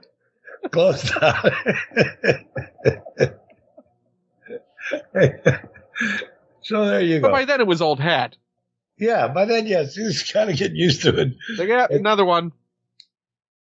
So I was just kicking around for a while. I went to Europe, and I don't know what.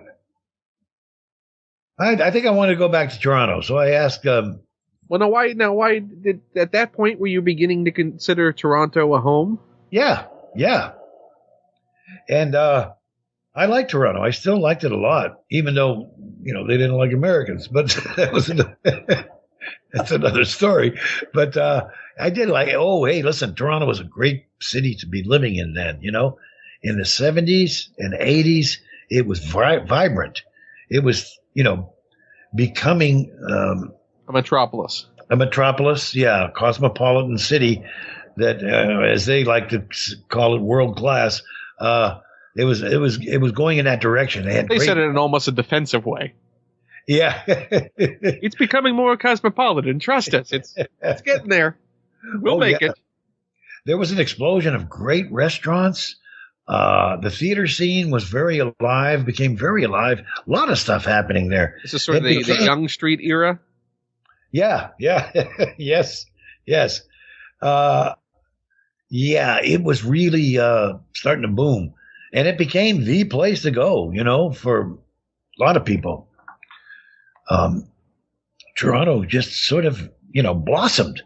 Great city to be in. I like, it's light and very livable city and all of that. The subways were nice. They ran on, they were clean and crime free. Always a plus. Oh yeah.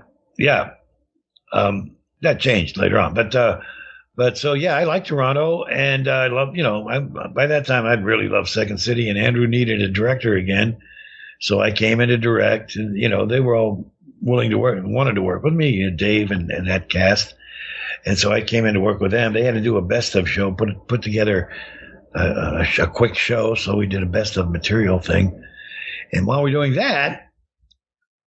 In the meantime, while we were in Pasadena, and I still remember this, our first few weeks there, we'd go out into the bar, and they had a TV set on there, and I guess it was intermission or whatever it was. Yeah, we turned it on, and we watched this show, SNL, and we saw that it was, that it's sort of developing a following. The crowds there were really going for it, and you knew the faces. Yeah, oh, sure. Hey, what the hell? They were doing stuff that we did together. Belushi was doing a Greek guy that we used to do back in, back in Chicago, and he was doing some other characters that I knew from Chicago. Yeah. Did you ever get the moment, because there were a lot of reuse of some of that stuff, where, a scene that you would have played in appeared in up on the SNL? Oh, yeah, I think so. Yeah. And I always liked it because it made me like Second City even more, because I thought this is a training ground for all of these people, and we all have a certain way of attacking comedy, that Second City style that that we all knew and developed in Chicago. But I knew all these guys. I liked working with them. They were all very talented people. It was fun. And, I was surprised, though, that the show became an instant hit. SNL became like a huge hit. I remember people talking about it there in Pasadena, at Fig Newton. They were saying, the young guys in the bar were saying, that's a good show. And, I like that. Let's, I wouldn't mind going to see that if they had that here, that kind of stuff. So that was going on. So I'm back there, and what was happening was this takes us into '76, and by that time, Billy, I think no, Bill hadn't gone on a show yet, but that's when he came in. That's when he came in. No, it wasn't that. No, that's when in 76 is when we got a chance to do SCTV. And that's because he had been, they wanted to keep the actors there. Bernie knew that John Belushi, Gilda Radner, Bill Murray, a lot of those people he was using from Chicago, from Second City. So Bernie wanted to offer the cast something like an insurance policy to keep them there. Yeah. And so he swung this deal, this cheap bad deal with Global Television in Toronto. But Bernie had only made great deals up till then. What's that? But Bernie had only made great deals up till then. Yeah, right. He was terrible at these things. He was. He cut a bad deal. Well, that's the only thing, I guess, the only nibble he had, the only offer, but they said, sure, we'd be interested in doing this Second City show. We'll give you a half hour on the Global Network. Now, the Global Network consisted of the Global station in Toronto and 3 or 4 others in the province of Ontario. It was incredibly optimistic. Yeah, Peterborough was one, and some of these other places, and that was our audience. He said, "We'll give you a half-hour show. We'll give you $25,000." Yeah, that's easy for the budget. Yeah. So You all do it for the love anyway.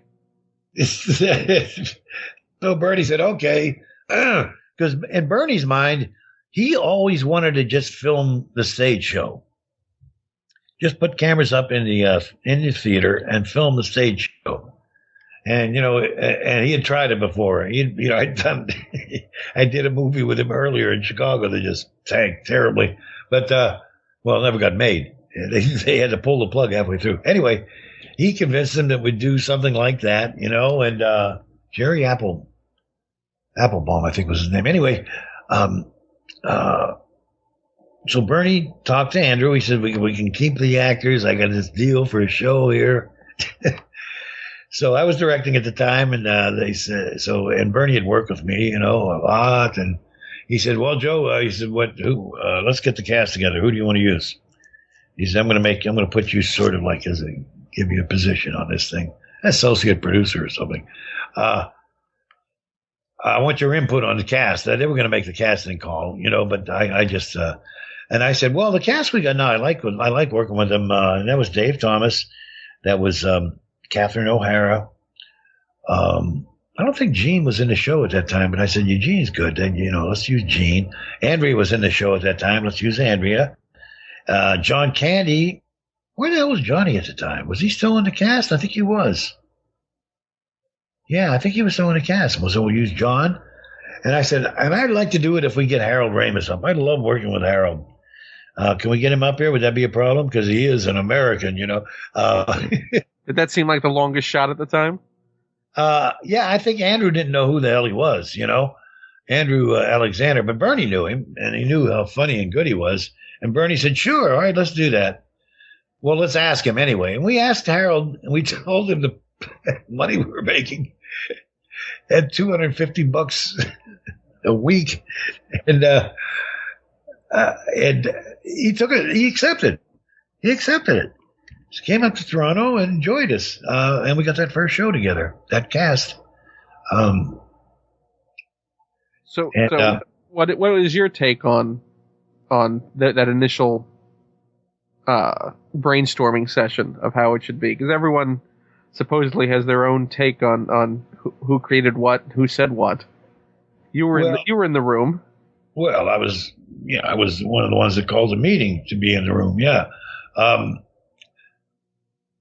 I told Bernie, I said, I want to do television parodies. Let's do a show that does television parodies. Bernie said, you don't want to set the camera in the theater and just shoot it? I said, no, come on, Bernie. We got a chance here. We can reach an audience. We'll do television parodies. I said, the commercials always work. We can do these little commercials. And also, by that time, Saturday Night Live had already tried that. They were doing some commercial parodies and stuff. But I said, let's do that, but let's make it all TV stuff. Okay. Well, let's have a meeting and talk about it. So they invited Del up, and then we had the cast, plus Del, plus Bernie, plus me, and I guess Andrew was in the room too. And it was, all right, let's kick this around now. We're going to do a show. Joe wants to do television parodies. So what do we do? So then it just became a brainstorming session of, how do we do this? And I don't remember exactly who said television network and who said let's have a studio. But we'll also do a studio. We'll have a television studio there, and we'll do a network sort of. And then I do remember, and I said we'll do program. We can do programming. So I think Del said that. It's programming, and then Sheldon said, well, we can make it a programming day. We'll start with the morning show and end with an evening show. And we thought, okay, we'll do that. Make it a programming day. And that was it. That was pretty much it. What I remember was Sheldon saying that. I remember,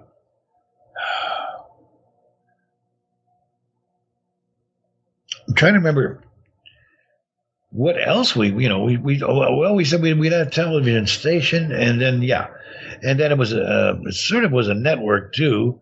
We weren't quite sure what to do with it, and we didn't even know where it was taking place at that point. We had to have another meeting later on as to where it's from. The Canadians all wanted the show to be from the States.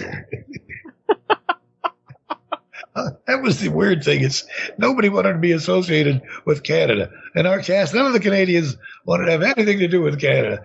They knew that the States were the big time, and that's all the television they watched, So and that's all who all their idols were. So we said, now where's this take place, in the States? And I felt that we should acknowledge Canada, or at least not, you know what I mean? It was funny. I had become a landed immigrant by then, resident Canadian. And Catherine, I think, was the only ally there. She always wanted it to be. But I said, let's not say where it's from. Let's just make up this imaginary town like Melonville or something where we shoot it. We don't say it's either Canada or the States. I do remember saying that. And that sort of flew. And that's sort of how we got that going. And then the show was called Second City Television, but I didn't want to. Some of the cast members didn't want to call it Second City TV, and so I threw out the initials too. Let's just call it SCTV. I remember that was my input there. So what else happened at that meeting? I'm trying to remember what Dell said, and I think that was. I'm trying to remember what we were. Was it a contentious meeting at all, or was it all just a creative? Oh no! It was everyone was pitching in.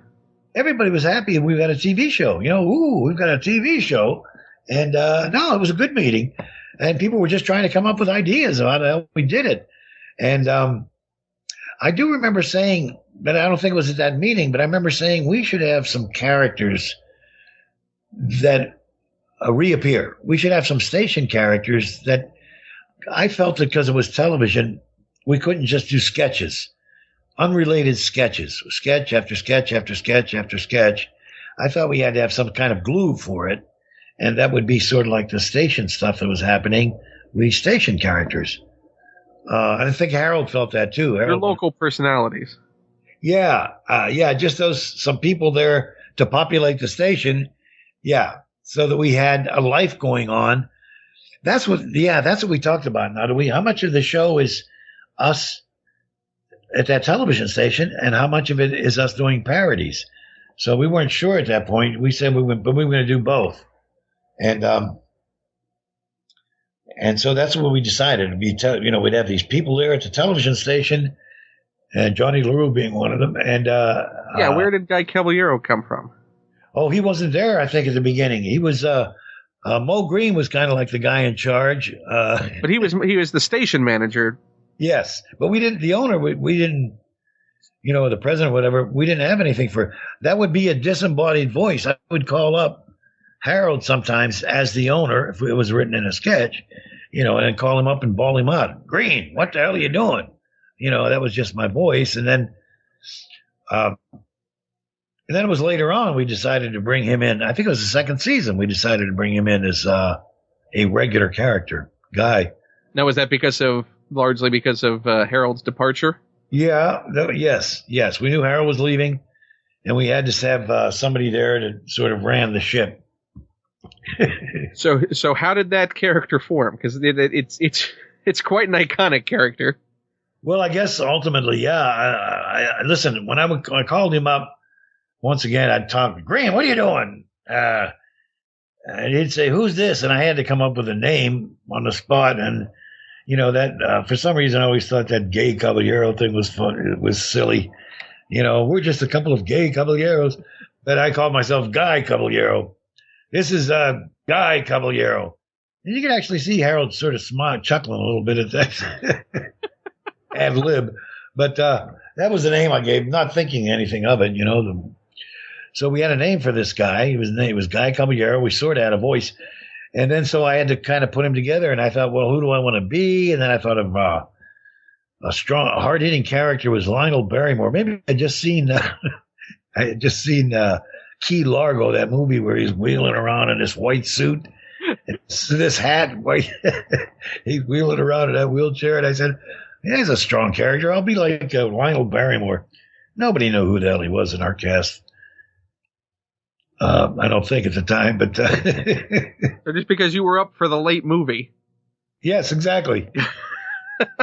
Which happened a lot, by the way. Believe me, the late movie ended up being on SCTV.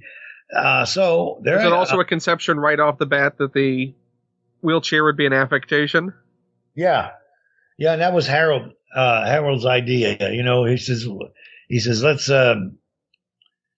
let's not have you be crippled though. Let's have you being able to walk, and you use the wheelchair for respect. I always thought that was weird, but we'll go with it. I use it for respect. And it was well used in those moments when he would actually get up and walk. Yes. Well, I mean, and then obviously having that character then created a great double act with Andrea as Edith Prickly. Yeah, then we made Edith. She took over as station manager. We actually had an episode where it was Harold's last one, Mo Green's last one. We had him kidnapped by Lutonians and held for ransom, which was we never addressed after that. But Mo Green was kidnapped and he was gone. Wasn't it addressed once later on a milk carton? Oh, could have been. Yeah, it could have been. Have you seen this man? Kind of right. That sounds funny. I don't know if we actually did that though. That would have been good. We should have done that. Yeah. So I had that character, but nobody else wanted to do a stage character a station character, other than John, who did this character. He created from on stage. So the Johnny LaRue character was a stage character that was pre-existing. Yeah. Well, no, we developed for what we did for a while is we weren't in the regular. Well, no, there were Catherine and Dave were still in the regular company, but we said let's go in and do the improv sets, and work on material for the show. And like the Marx Brothers. Like the Marx Brothers, exactly. I found that out afterwards. Yeah, that's what they did, and so we went in, and that's how we created the Johnny LaRue character, which was really a name that Andrea used, Kitty LaRue, in another improv earlier on.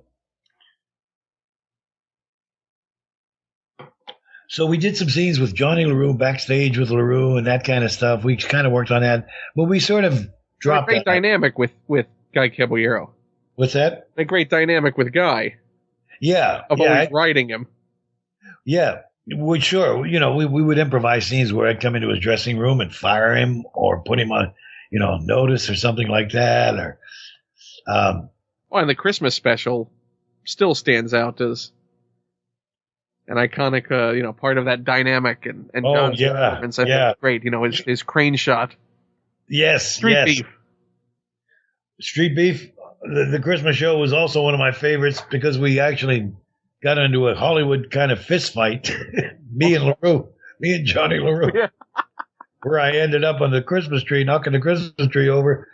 God, was that fun? That was great. I love doing those Christmas shows.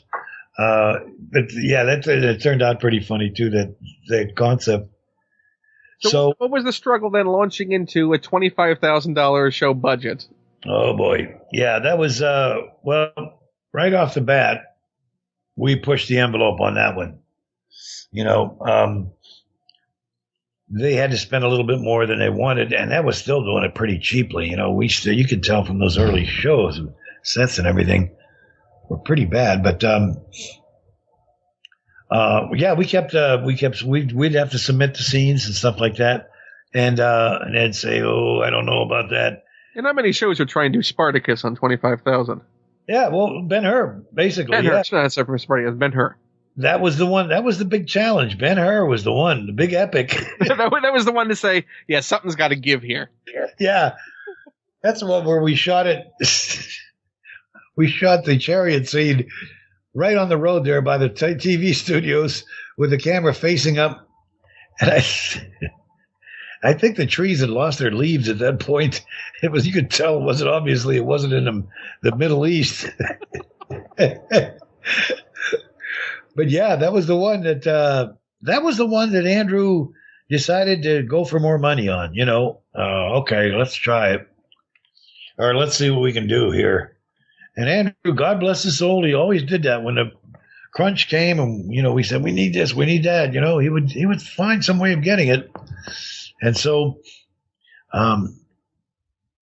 yeah. So there we were. We had the assembled the cast together, and they were all good people, I thought, and but what I didn't know was how good they were, how good they were going to turn out to be. Wow, just amazing. Especially I knew, well, even John.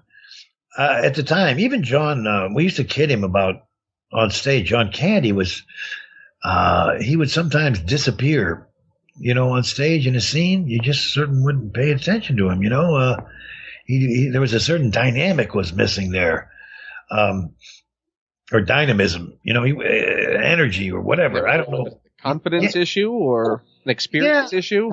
Maybe he was still young at that point. He was. You're right, and maybe it was a concentration issue.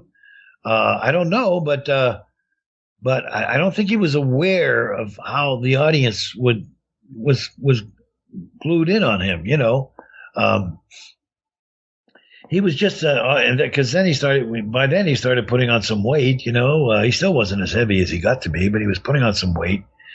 And he was always been a big guy, so the audience, would look at him and would get his attention. He just had to learn how to do that, But on television, you don't have to do that. You don't have to grab the audience. You don't have to get them to focus in. You already have that. The camera comes in for a close-up, and that does a lot of the work, And if the camera likes you, what you did with John, then you're off and running. And I still remember Dave Thomas getting pissed. Because I said, who's going to be the stars of this show? Who's going to do the best? And young Dave said, no. Thinking, I guess I would say me and you. But I said, no. I said, John Candy and Andrea Martin. I said, they're going to be the big stars. Well, I was half right. John with that $500 face. So. Well, were you already starting to sense the ambition in John? No, we were still, he's still. Did that come later? John liked doing the work. He liked having fun. But what happened was he started coming across well on TV. People noticed him in our show. And so that was getting him response from, for auditions and things like that. And, it wasn't until he got that for his first movie, which was, he was in a couple of films in Toronto, but, just small parts. What was the movie that got him going? I can't remember. I know you were both in a huge movie during that period. I mean, you both did 1941.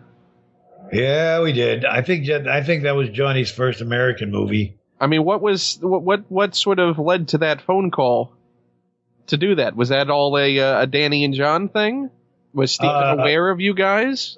Because SCTV was being shown in the U.S. by that point. Yes, it was. And we had already had a legendary party, apparently. Our second season, we got Andrew to fly us down to L.A. Oh, this was the writing. Right. And while we were writing... So this is you and Dave now co-head writers. No, not yet. This was Harold and I still. So Harold's still there. But we were sort of backing off because there was a lot of bitching and grumbling about too many producers on the show. And so we were kind of backing away a bit. But and Harold was still kind of head writer, though, which was okay with me because, it was Second City to a certain extent was always a group project, and that's fine. So I wasn't. So it wasn't an ego exercise for you to have responsibilities beyond. No, because there were none. Basically, just sort of oversee the writing, and that was it. With associate producer isn't much of a title. I mean, it's not really anything. It's just it's one of those titles they give you, just to get you credit or something. But by that time, we had stopped even using it. Because some of the people, we in the cast were bitching about too many producers. Is that largely a bitch about not being one of those too many producers? What's that? Was that largely a gripe about not being one of those too many producers? No. I felt. Meaning, would it come from people who weren't one of those producers? It wasn't directed at me, but I felt as though I felt uncomfortable being on that end. The cast, I think some of the cast wanted to develop an us versus them kind of thing, which is all right. Actually, is what you usually have in these kind of shows. You know, the producer, director, the powers that be. It was weird though, because we were so autonomous. You know, we really didn't have that much of an authority. There was no strong director or anything. So it was, I think it came from some of the Chicago producers, you know, being like Bernie being a producer. He didn't know that much about television. And Sheldon Patinkin, they were Chicago people. And sort of the producers in name only. Yeah, well, they were involved. They were involved, but nobody liked their choices. That was all due to come to a big head later on. But I just wanted to, keep the show going and keep, and not get too much conflict going. So Harold and I got along really well. Harold, in the meantime, was starting to work on his movie deal with it. He had through the Lampoon, what was it called? The Fraternity House movie. Animal House. Animal House, yeah. So anyway, we had that big party there, and Spielberg showed up at that party. A lot of stars showed up at that thing. We were shocked. Yes. So you were the it guys. Yeah, I guess word got around that this little, and we'd only been on TV one season, but it was, I guess, that's all it takes. Yeah, made a little bit of an impression. I don't know, yeah, but sort of we became a little bit known, and so yeah, he showed up at that party, and and I guess between that and talking to us at the party, and John was kind of in charge of the party that night. We put him in charge of the booze and everything. So I don't know how much of that was just Spielberg's take on the party or not, or how much it was Danny in 1941? Oh yeah, he was the tank commander. Oh right, okay. Yeah, he was in the tank with John. Okay. So there's Danny and John. I couldn't remember. You know, it's funny. I blanked that movie out so often, but you got to see it again. Yeah, I guess I should. What's great, you know what? Everyone, just detracts that movie so much, but it really is kitchen sink filmmaking. I mean, everything, including a kitchen sink, is in that movie.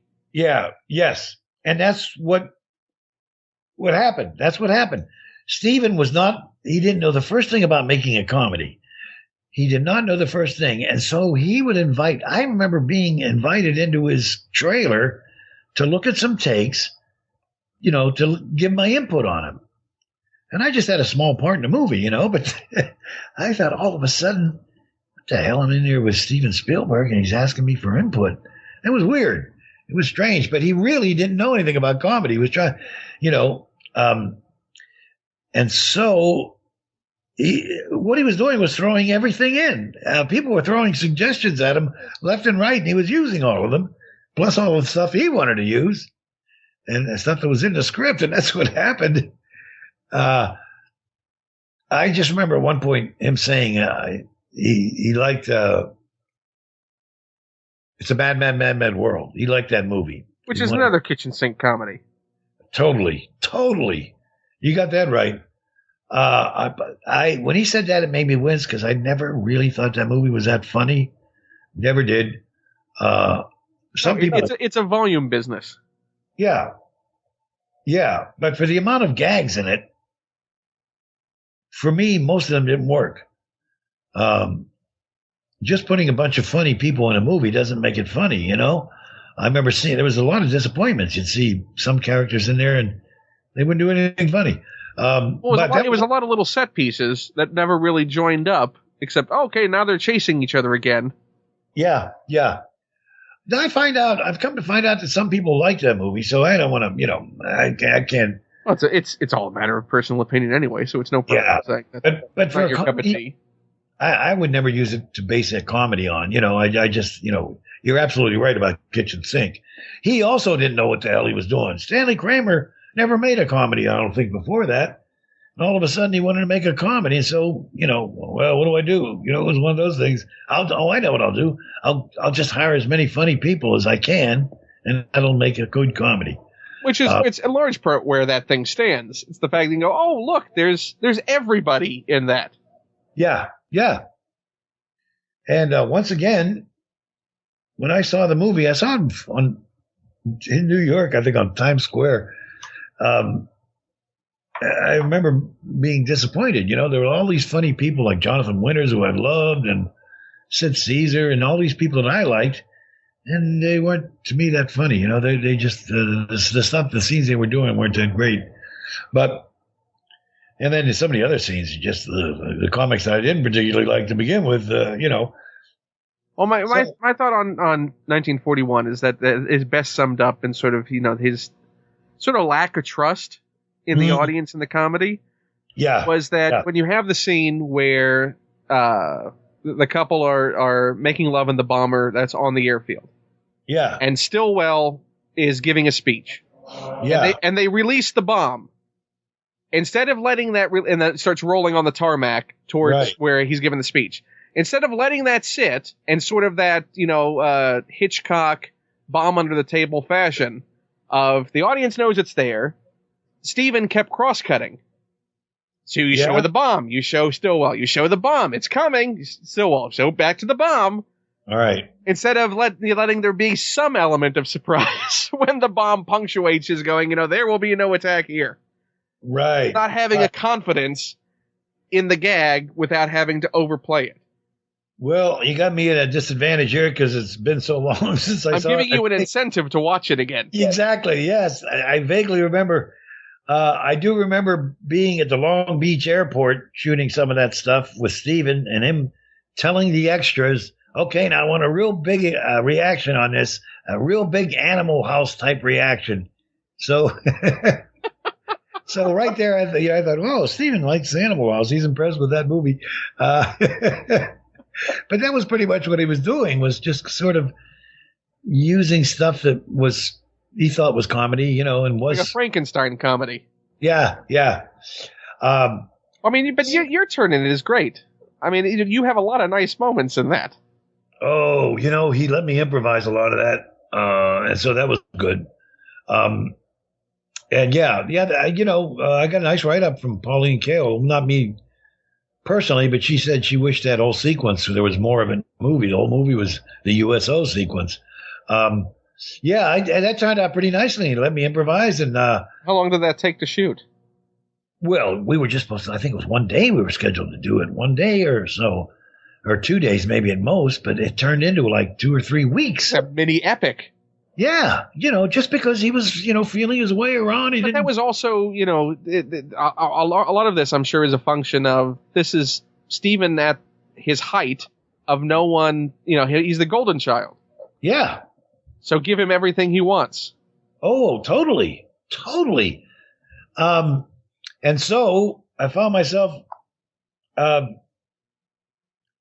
being in this movie with this great director, but the director was at sea as far as what to do. And so that was... you got to spend a lot of time making that movie. Pardon me? You got to spend a lot of time making that movie for a small part. Oh, yeah. That turned out that way for all of us. We all... Because, from day to day, he would change things or add things. And then, so nobody knew what was happening. Everybody got a chance. I know John was down there a lot longer than he was supposed to have been, because his part isn't big in the movie. Same way with me. I was like almost 3 weeks at that one little sequence. Don't you show up again at the end? Aren't you part of the big crowd montage at the house? No. Okay, so it was just the the film producer. The USO show, yeah. Because I know he's there with the contract at the end of the film.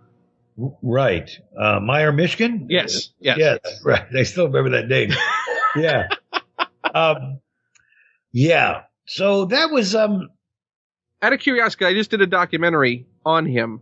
Do you have any memories of John Milius? no. I think he was on set once. That was it. So I was just wondering how much of a presence he was on set. Oh, not much, I don't think. He was. I guess he was there. I met him, I think, and I met John Williams, and that was nice. And what about the Zemeckis and Gale? Because Zemeckis, obviously, you worked with again. Yes. Oh, well, that's another story. In fact, in what would probably be your most reprised role to this point, short of the SCTV material, is playing a guy who delivers a letter. Oh, right. Well, that was, but before that, I did Used Cars. Yeah, oh, that's right, you did. Well, that was what, that would have been right after, wouldn't it? Yeah.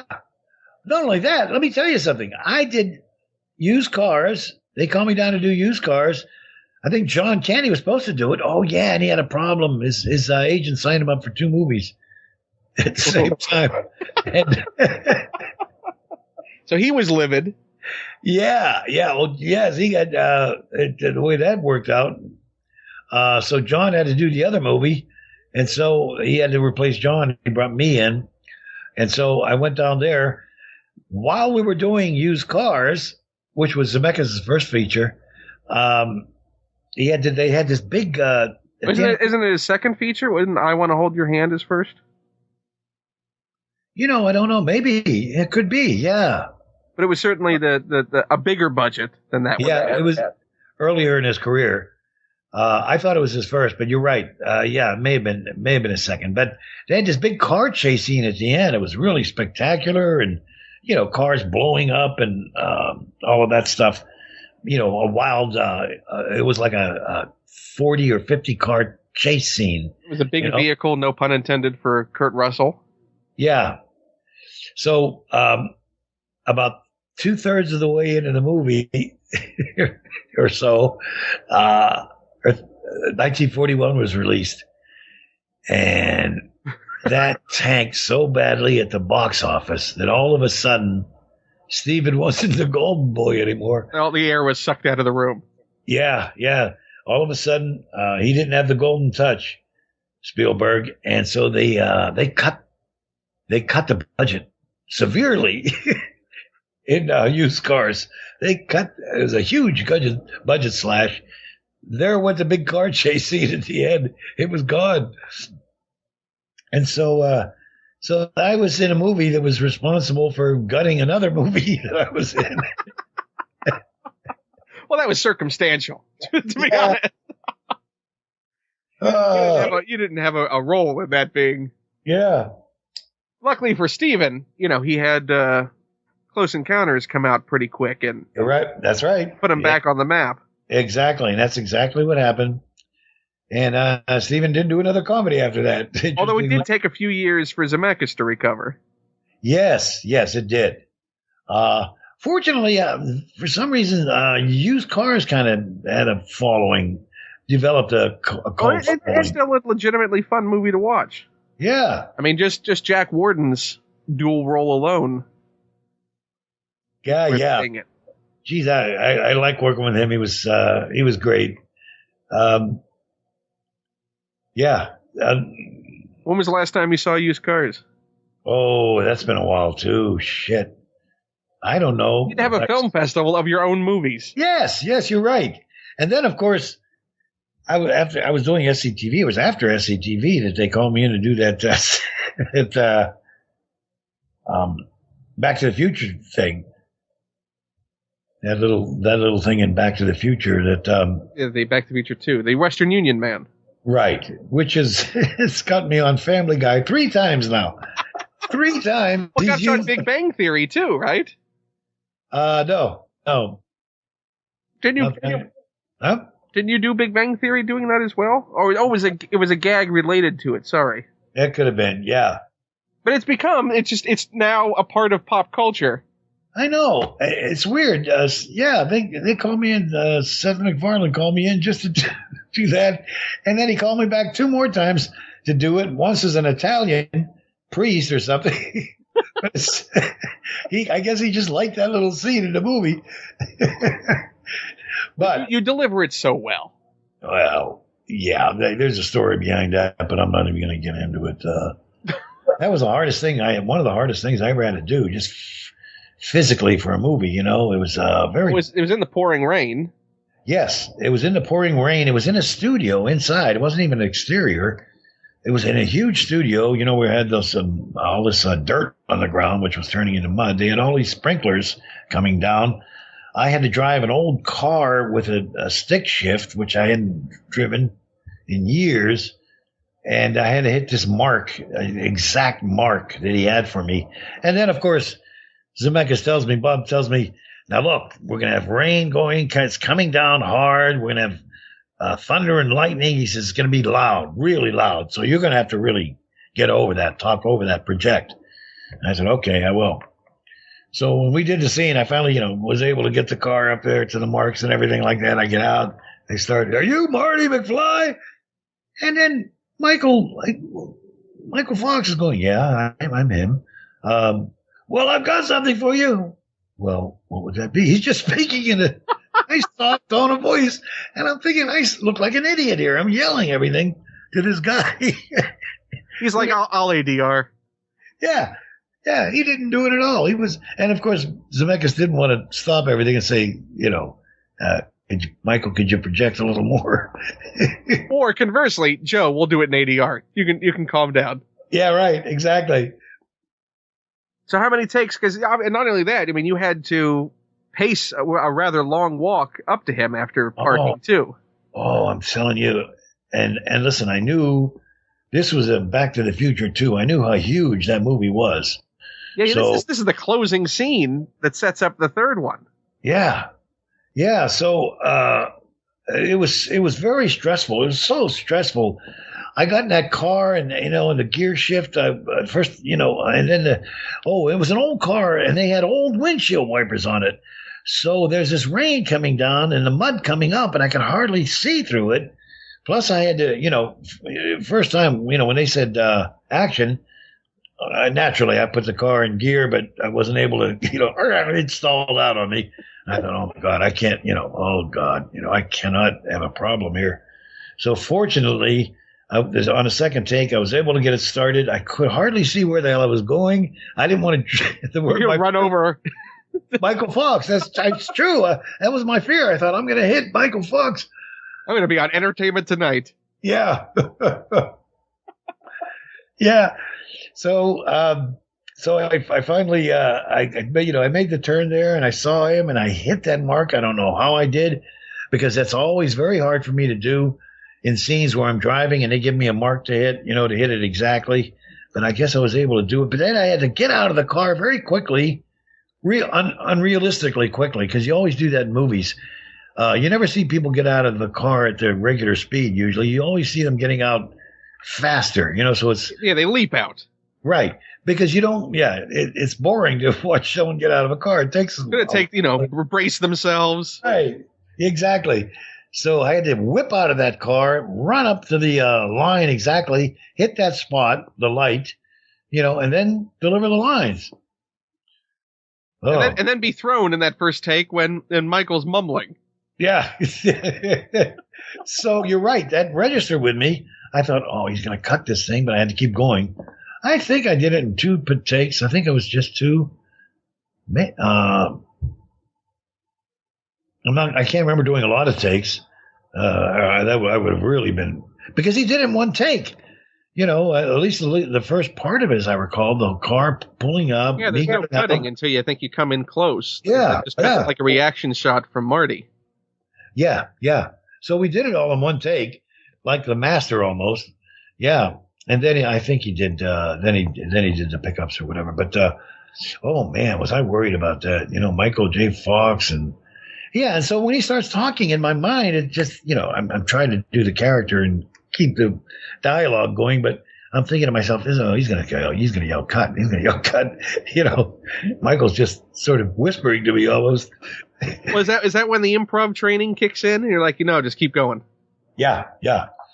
Yeah, it says deal with the situation. That's what you got, and so you work with what you have. And now there you go, pop culture history. Yeah, there you are. There you are. For generations, literally now generations, have grown up watching that scene. Yeah. And I never thought anybody would, to be honest, because it was a 2. It was a sequel. I didn't think I didn't think it would work. They were doing 2 movies at once. They were shooting 2 and 3 at the same time, simultaneously. Because I remember coming in for one of the days, and Michael was shooting the scene where he's playing guitar. Oh, that's right. He was just finishing that one up, and which would have been a flashback to the first movie. Yeah, that's right. But they were also shooting the third movie at the time too, second and third together. And I remember he was just exhausted. But that's why he was conserving his voice. Probably. I mean, it could have been because I'm not going to shout in the rain, in the fake rain, even. Yeah, exactly.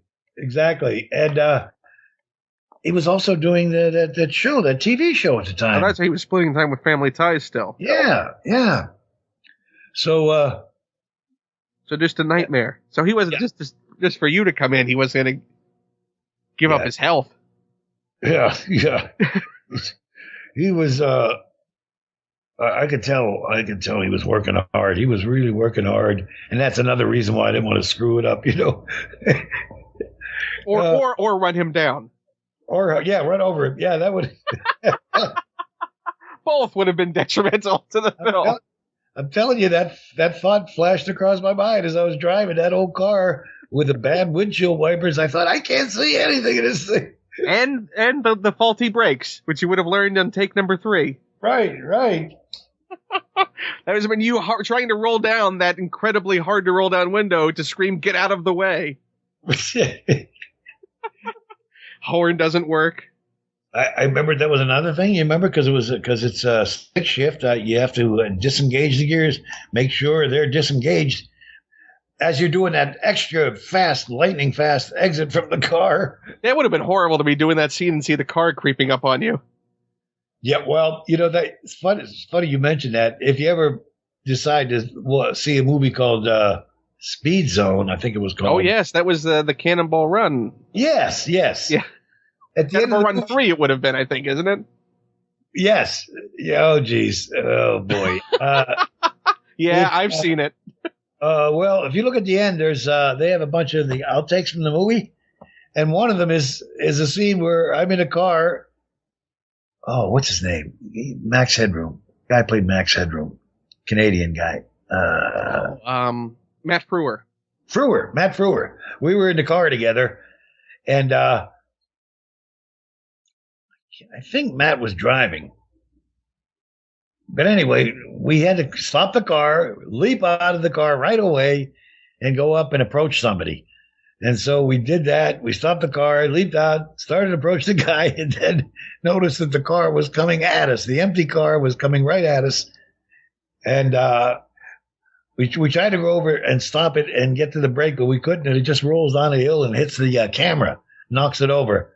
So that's in there at the end of the movie, in the outtakes. One of the fears you have as an actor of not putting the brakes on and not turning the car off or whatever. He left it in gear.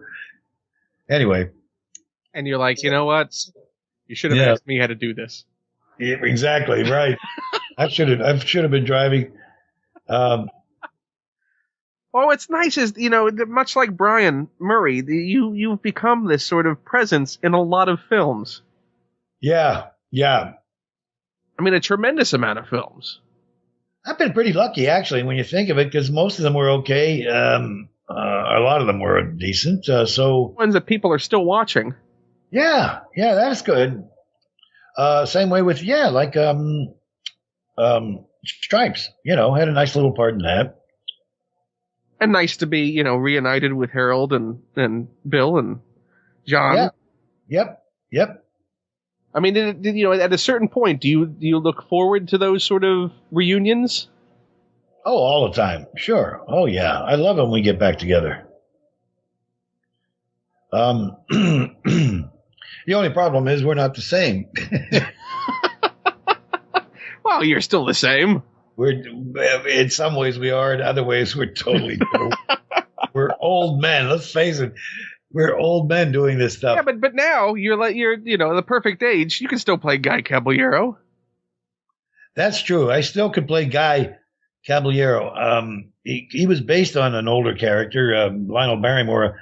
As the show went on, I kept making him younger and younger because I didn't want to go through all that makeup. But he's still, I could still do. I would watch An Evening with Guy Caballero. Yeah, okay. I would love to see that one-man show. To see what's in Guy's head, his triumphs and tragedies. Yes.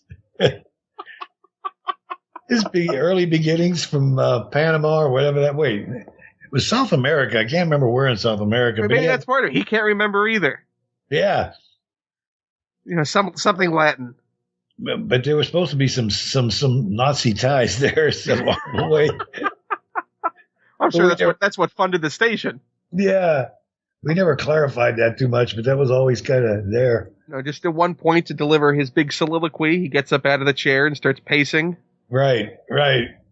I would pay good money to see An Evening with Guy Caballero. I mean, do you ever think about, the idea that of bringing these characters back in some kind of permutation? Oh yeah, usually not me. Somebody else will come up and pitch it to me. How about this or that? How about And animation's certainly a boon for that because it doesn't matter, how much you've aged. That's true. Yeah, that's true. That would be a possibility. You're absolutely right. I don't like animation, but it would certainly work for that. The main reason why I don't like animation is it sort of puts actors out of work. It puts actors out of work when done by studios who only look for, cheap and easy way to do it. Well, the fact of the matter is, and I call them cartoons. I don't think many people call them cartoons anymore. I guess it's animated, whatever. But but the actor, it's only your voice. They only use your voice. So, yeah, but it is a skill set to do. Good animation acting. It's still acting because you can be horrible in audio if you don't know what you're doing. No, that's true. It does take a certain skill, and in a lot of ways it's like radio. I mean, look at the stuff you've done on radio stuff. It's the same thing. Somebody just put picture to it. Oh yeah, you're right. I have that Lampoon stuff on radio. That's a Golden Turkey album. That we put out, yeah. So any of that stuff, you could come up with an animated thing. And just do the comedy as you would normally do the comedy. Geez, I should mention that. You're right. I should mention that to Andrew. He was going to revive SCTV with a younger new cast. And what the hell? With a younger new cast, Guy could still be owning the station. Yeah, as a cartoon character or an animated character. No, cartoon. I like cartoon better. You could bring it back to its roots and do it, like Charlie and Charlie's Angels and have him be a voice on a box again. Yeah, that's true. It's calling up, whatever the new permutation of SCTV is. Right. Asking where his royalty payments are. He's yeah. Which I'm sure is a conversation that's never happened in real life. Yeah, yes. Looking at that, around the time that you were doing used cars and such, wasn't that when there was, a break and a belief that maybe SCTV wasn't coming back? It's funny you mentioned that because that year SCTV was over. It went off the air. 1979, the show was over. And John went off, to do big city comedy? He went off to do big city comedy, and then I think he also did, can't remember what other movie he did. Oh, I think it was the movie, was it Splash? Is that the name of it? No, Splash I think would have been 83, 84. That could be, yeah. But he had a movie further down the road. He did do a movie in there, though. He had a movie that sort of. I know. Oh, that's right. He was supposed to do Night Shift. Is that what it's called? That one with Michael Keaton? Yeah, was he in that? No. Oh, he went. Oh, he did Blues Brothers. Oh, right. He did Blues Brothers. Yeah. He was in Blues Brothers, and then Stripes was 81, but you were already back to doing SCTV by then, right? Right. So that sort of lull period would have been Blues Brothers, because Blues Brothers was filmed at the end of 79, beginning of 80, I think? That sounds about right. Yeah. But we were off the air in 79, and the show was over for all intents and purposes. You know, the thing that was driving the show was the money we were getting from the U.S. distributors, putting us on syndication. And our first year, we had a bunch of markets. They sold it to a bunch of markets, over 100. Second year, we lost markets, but we were still able to go, you know.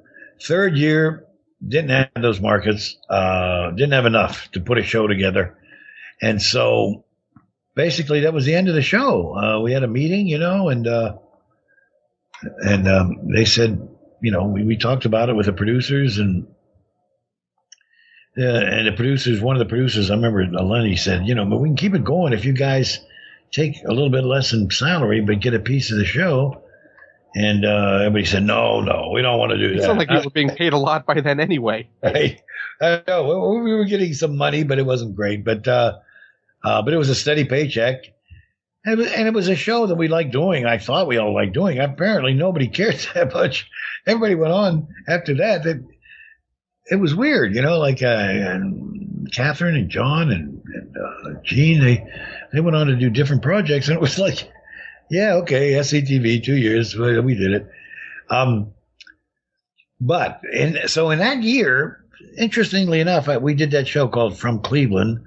But also they called me in to do, did I do 41 and 79? Yes. Yeah, 1941 would have been 79. Beginning of 79? Yes, I did 19, yes, okay, yes, the beginning, right when my little daughter was born. I went down there to do 1941, and then I came back, and then they called me in to do it toward the end of 79 to do used cars. So I had a lot of work for that year that we were down. But and that's where Dave Thomas and I came in, and we saved the show, literally. Andrew got a deal with the Edmonton, and the owner there said he'd shoot SCTV. If we came there, he'd put us all up and you know, deficit finance the show. And Dave and I were the only ones that said, okay, well, we'll do it. So, well, wasn't John eager to come back by that point? No, Johnny had Big City Comedy, I think, at the time, plus some movie things going on. Johnny wasn't eager at all. Okay. So who were the ones who were? John wasn't on that season. He wasn't in the show that season. Oh, that's right. Well, but shortly after that, Big City Comedy didn't do terribly well. No, it didn't. And then after we went to Edmonton, and we kept the show on the air, and we picked up Rick Moranis. So and Andrea and Gene came in to do a few shows. So we had me, Dave, Rick, Andrea, and Gene for a few shows. Was Catherine back, or Catherine was also? No, Catherine was gone. She wasn't. Yeah, she wasn't part of it, and John wasn't part of it. So. So what was it like then? You know, because of the tradition, you know, the Second City tradition with SCTV. What was having Rick in the fold like? Because Rick didn't have that background. No, he didn't, and he was well aware of it. And I think he's commented in the past that he often felt like, you know, he was sort of, I wouldn't say looked down upon for not having that sort of background, but that he certainly felt different from the rest of you. He did, and I don't know why. He would have been fine, at Second City. He would have been just fine. But you're right. He did feel a little bit isolated because of that. But I'm telling you, so Rick stepped in, and he was a godsend because he's so good. He's so talented, you know. And so we were able to make do with that cast we had. And that's when we brought in Tony Rosato and Robin Duke, because we just didn't have enough people in the cast. But we stayed on the air for that year, did some good stuff, some funny stuff. By that time, the show had started to develop a following. Because it had never left syndication, right? In the U.S. Even the old shows, it just wasn't, there was nothing being produced during that lull, but it was still out there. You know what? That's true. I think what happened, I can't remember what happened in that year. I think the CBC picked us up for shows. That helped financially. And then we must have been on in syndication still. Yeah, that's right, but not as many markets. That's right. You know why? The shows that picked us up would run us right after Saturday Night Live. And that's got a lot of people's attention. You know, we came on after Saturday Night Live on syndication in the major markets, you know, the big cities. Yeah, because otherwise it was, you know, in most markets just going black. Yeah, That's pattern time on a Saturday after that. Exactly. But we had that bad. But what was happening in the industry was that was at that point where Saturday Night Live was starting to dip, you know, and then our show would come on and we started getting a following and people were starting to say, hey, that show's funnier than Second City, you know, I mean, Saturday Night Live. And so we became kind of in, you know, with a certain group of people. And certainly when affiliates are being happy, it gets back to the network. Yeah. Oh, yeah. Now, what happened was, for some reason, we had finished shooting the show. This was beginning of this was 1980. It was toward the end of 1980. We were writing a movie at Universal. Me and Paul and Dick and Dave, and Dave kind of dropped out after a bit, but too many people to write one script, 4 people. But we were sitting in the office one day, and I knew that we were getting some good feedback from being on after Saturday Night Live. People were starting to know who we were, and I said to Dick and Paul, I said, I'm going to call up Brandon Tartikoff. And they said, what? Oh, you're crazy. I said, let's do it. I was feeling kind of cocky. I thought the show was doing well. And I said, let's put a call in, you know. And I knew he wasn't going to answer it. But, you know, so they put a call in to Brandon Tartikoff. Son of a bitch, he answered it. I said, phone call from Joe Flaherty. And I talked to him. And, I was stunned. I was stunned that he answered. But I just told him that we like being on, you know, we like doing our show, and we like NBC, and we wouldn't mind having our own show on NBC. And he said, yeah, well, we'll see. We'll see what we can do. And so he hung up. We stopped talking. And what I didn't know was he was thinking about it. He was thinking about it. And then with me calling up, Andrew was having discussions with him. It was just, you know, it was just me getting confirmation that he's interested in us. What I found out later was what he wanted to do was take our cast. He liked our cast a lot. He thought it was better than the Saturday Night Live cast. And he wanted to put us on Saturday Night Live, our cast. Just on whole, just en masse, move you all over. Exactly. And were you amenable to that, even as a concept?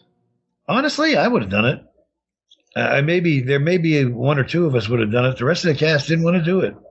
Because by that point, I mean, it was certainly there was no Lorne.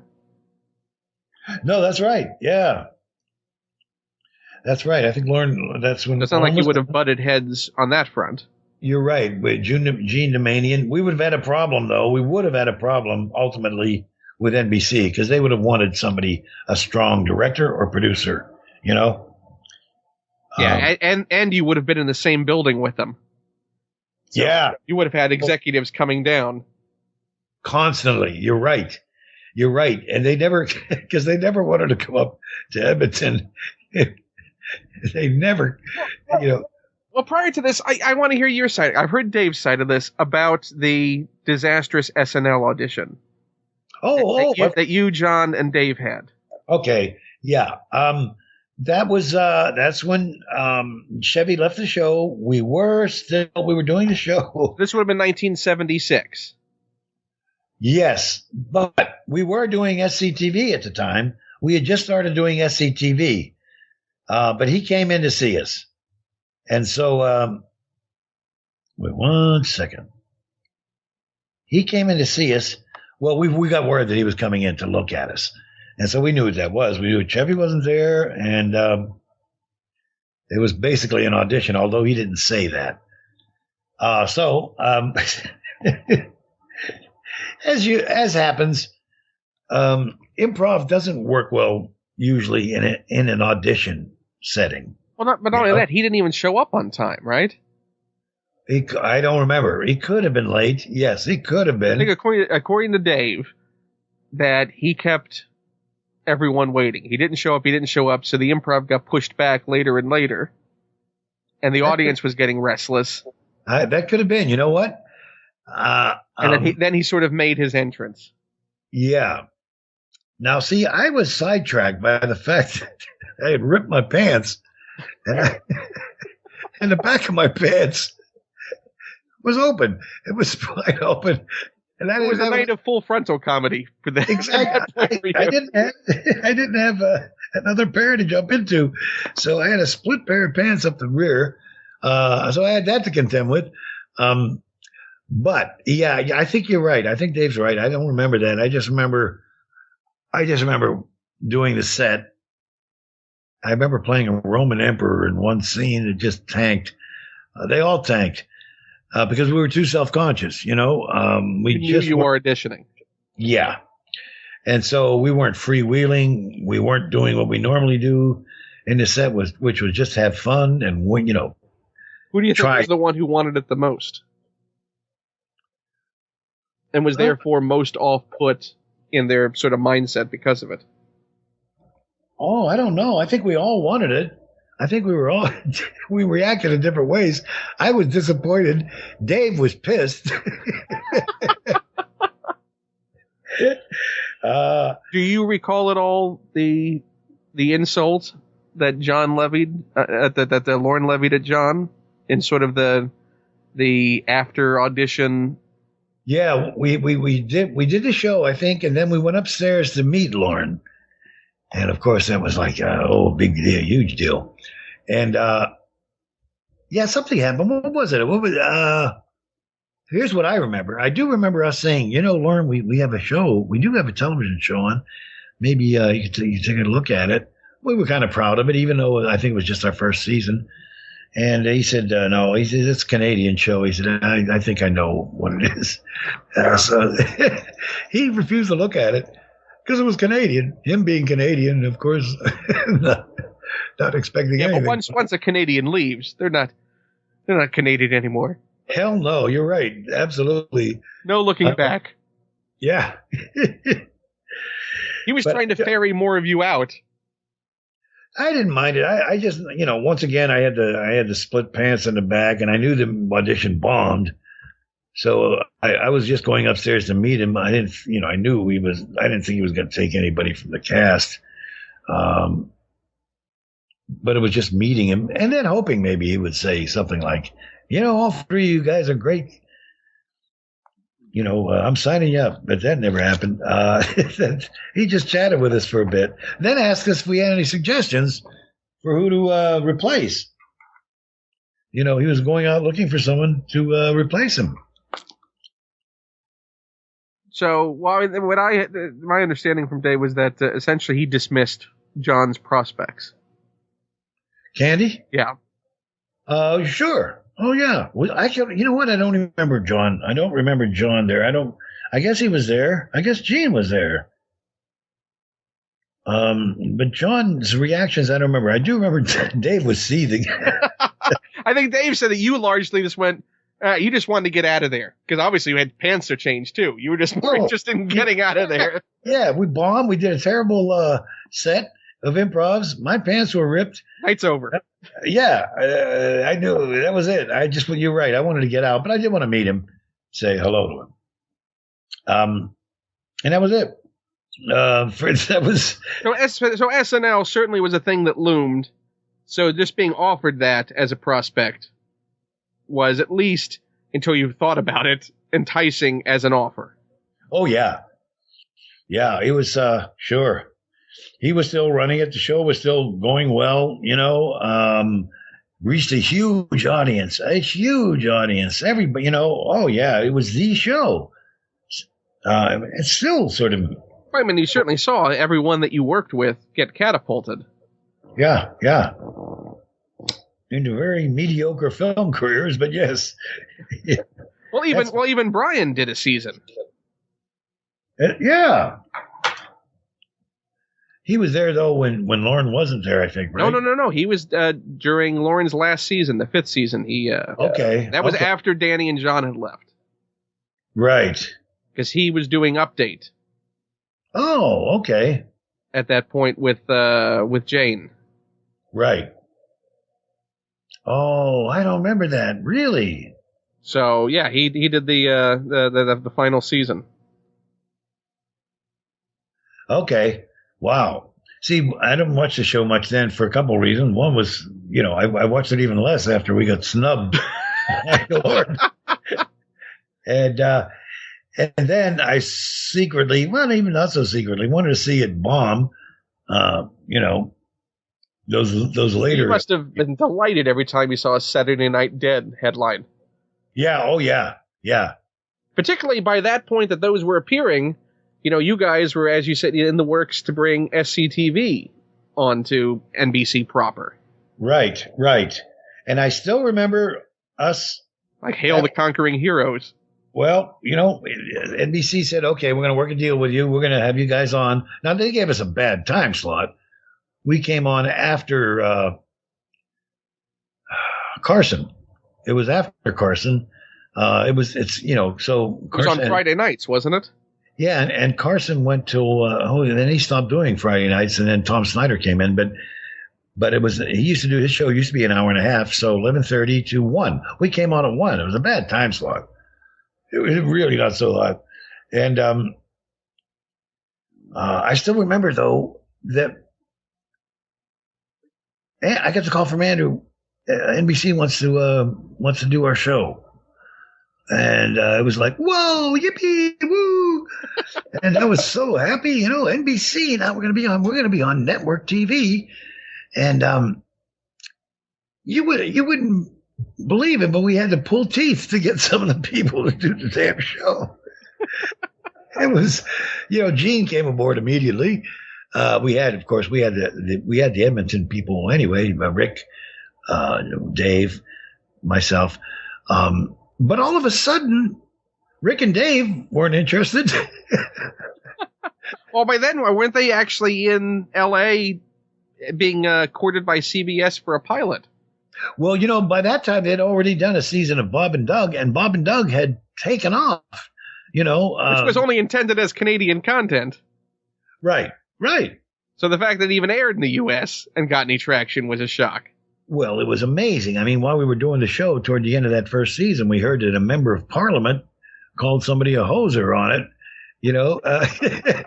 and that was like, what the hell? So do you agree with the assessment that there was any bad feelings or resentment when that sort of started to take off? The Bob and Doug thing? A little bit, but it was more perplexity than anything else. I couldn't figure out why the hell it was so popular. I couldn't figure that out. But it was, and it struck some nerve out there. Now, mind you, those guys did it really well. They had it really down. That the dialogue in that stuff, even though it was mostly improvised, it was, they had a great rhytm going, and they had those characters, and except for Dave, who Dave was the most un-Canadian Canadian I'd ever met in my life. He wanted nothing to do with Canada. Well, he's a man of the world. Yes. He now holds 3 citizenships and. Well, oh really? What's the other one? He's also has obviously English, Canadian, and American. Right. So he's got 3 passports. Well, wait, but they stopped that Dominion thing. They stopped giving out passports at a certain time. You didn't automatically become a member. Well, he's got it. That Commonwealth thing. Oh, so he must have gotten that earlier. Yeah, that, from what I understand. But anyway, yeah. But trust me, Dave did not know about Canadians, did not care about Canadians. He was much more resentful, that they were forcing him to do that thing, that Canadian content thing. He was that was a big finger. It was, totally. And you could tell Dave didn't know a lot about Canadians. You remember now, he was in North Carolina for a while. He grew up He was down. He spent time down there with his dad at Duke. I think it was university, whatever. Yeah.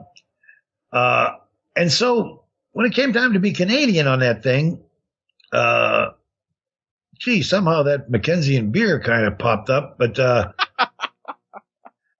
on top of that, he was saying "G'day" at the beginning. "G'day, eh?" And I say that's not Canadian. That's Australian. Australians say "G'day." Canadians don't say "G'day." But he would use that. He was but now it's become a self-fulfilling prophecy. Well, of course, you do it enough, yeah. But then people are shocked when nobody says it when they go. Now they're like, the national characters. That they are. As much as Crocodile Dundee is an ambassador for Australia. Yeah. Oh, yeah. Totally. Oh, totally. I'm telling you, they took. It must have been baffling for you then that there was a parade. I was baffled that Americans took to it so much. I knew Canadians loved it. They didn't realize that it was a giant middle finger. In fact, Dave he even said that on Carson. He even said it on Carson. He said, when he was talking to him, he said, they asked us to do Canadians. And I said, oh, you want to see a Canadian? And then he did this retard face, which he uses for it. He's retarded. And he said, I use the most, simple-minded guy. He said, and the Canadians loved it. They loved it. I got every cliche you could possibly lob. Yeah. Was embraced. Yeah. But not so much from Dave because, once again, he didn't know anything about Canada. But they had a good relationship and they had a good attitude. And Dave's attitude as a Canadian was, this place sucks. But did you say at that point you were more Canadian than Dave was? I was certainly, and I felt certainly more than Gene. God, we'd have conversations to this day. Gene will ask me about trying to trick me up. He'll ask me who's the Auditor General of Canada. If I know who it is, and I'll tell him, and he'll get pissed. But now, are you still living in Canada? No. But you were until very recently, weren't you? Yeah. And it just became, what it just became is I did what most Canadians do, move south when you get older. They go to Florida, but I went to L.A. because, I've got family here. But it's just warm, only for the warmer weather. If Toronto had better weather, I'd still probably be up there. But Eugene's still in Canada, right? No, in the summertime. Split time. Oh, he splits time. He's in the summer there, winter down here. But he's still got a house up there. Yeah, which he's selling, I understand now. But really? So you're this close to a reunion? How do you mean? Oh, yeah, down here. Yeah, everyone's moving. Yeah. Because I know Marty's there. Oh, sure, yeah. So the only East Coaster really is what? Andrea's an East Coaster. Is Catherine still in Canada, or Catherine's moved? No, she's been down here for years and years. Really? So you're that close? Yeah. Boom, done. It was weird. You could do audio stuff. I mentioned this to Dave. You guys could just get together and do your own podcast. Just talk. No. Nobody be interested in doing that. Oh, it's ridiculous. It was hard enough getting us to do those damn reunion shows. But that's because A, it involved travel. B, it involved getting in front of an audience. So although any insecurity would arise that, it might be there. Yeah. This is just you at, one of your houses talking to each other. Sure. Well, fine. If you want to spearhead this thing, done. If you'll do it, I'll certainly, whatever spearheading it takes.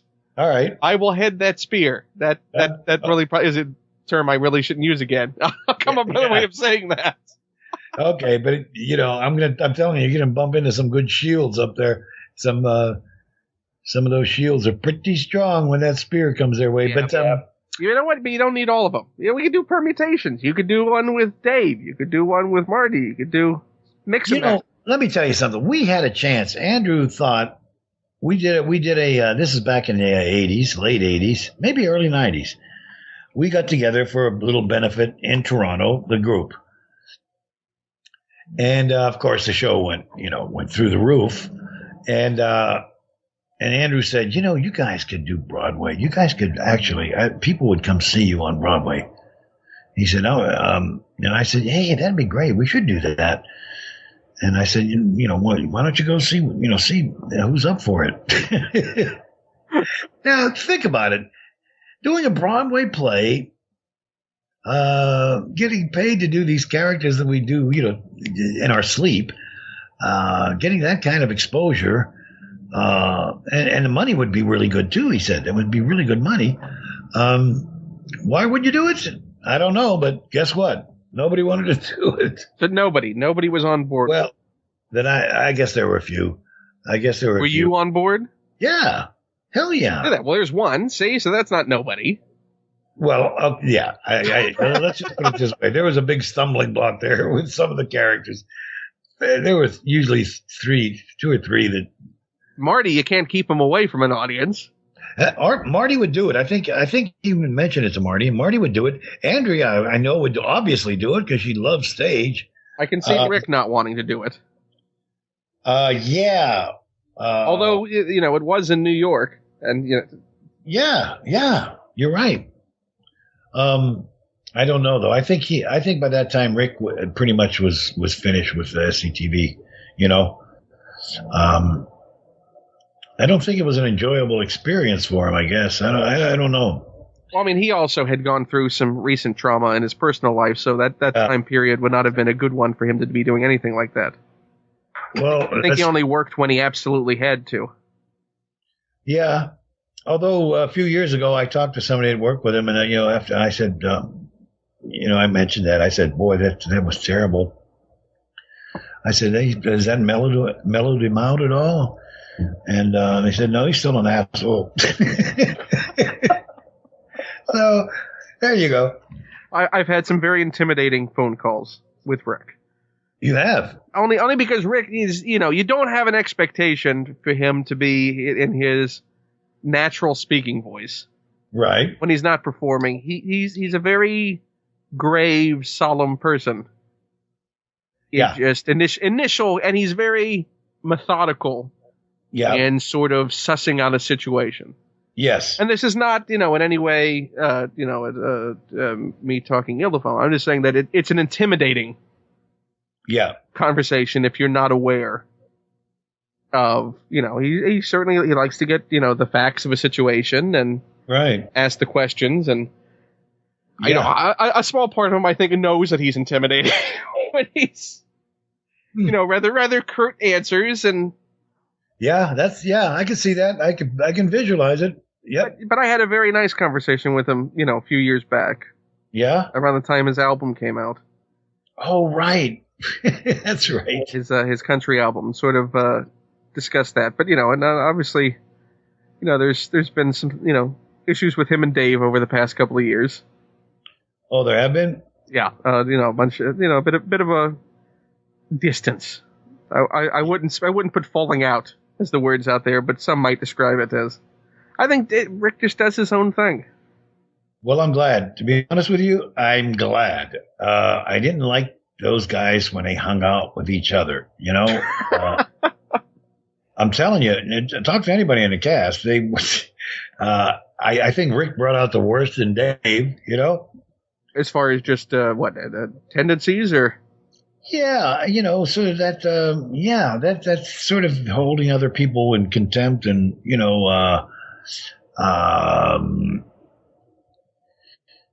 that moody behavior and that sort of, that dark approach that, you know what I mean? Not really thinking highly of certain people, that can be tough. You're saying this introducing drama. Yeah, unwanted drama. Yes, yes. I didn't. When I didn't like that combination when they were together, and certainly I thought, Dave was different when they were a twosome. Well, how often do you see Dave now that you're practically neighbors? Considering what you were certainly far more distant. No, I saw him for lunch. It was a while back, maybe 3 months ago. But we just scheduled a lunch. We got one coming up, another one. I see him more. I got to appreciate Dave a lot more over the years. I think Dave early on in his career thought I didn't think he was that talented. Is there anything in retrospect you can see where he might have gotten that impression? I guess so, yeah. He was the young guy on the show. Honestly, he was the one when we put the cast together, we weren't quite sure of who we were going to use or not. And, after the first season... And there is an inbuilt cast system as far as experience within Second City. Right. And what we weren't seeing was... we weren't seeing Dave's full... palette of characters and stuff he could do. We only saw this sort of a limited little thing, and he was adjusting to Second City too. And but on our TV show initially, he wasn't really coming across. He wasn't fitting in quite properly. He was okay. He was doing okay, but we had talks about him. We thought, about keeping him. And who was that? So these talks, was this you and Harold? Was this? Yeah, Bernie, Andrew, me, Harold. Yeah. But we also, we were talking about Andrea. We weren't quite sure there, and and John even came up though. We weren't even sure about John Candy. But that was more on the writing level, than performance. But it never got serious. It just came up like, oh, how so-and-so, and what about Dave? Yeah, I think, maybe, yeah, we haven't seen a lot from him, but I think, maybe, he's got more. So he was a young man. He was the young guy there, the young guy on the, in the group. Well, at that point, you hadn't really worked with him on stage that much either, right?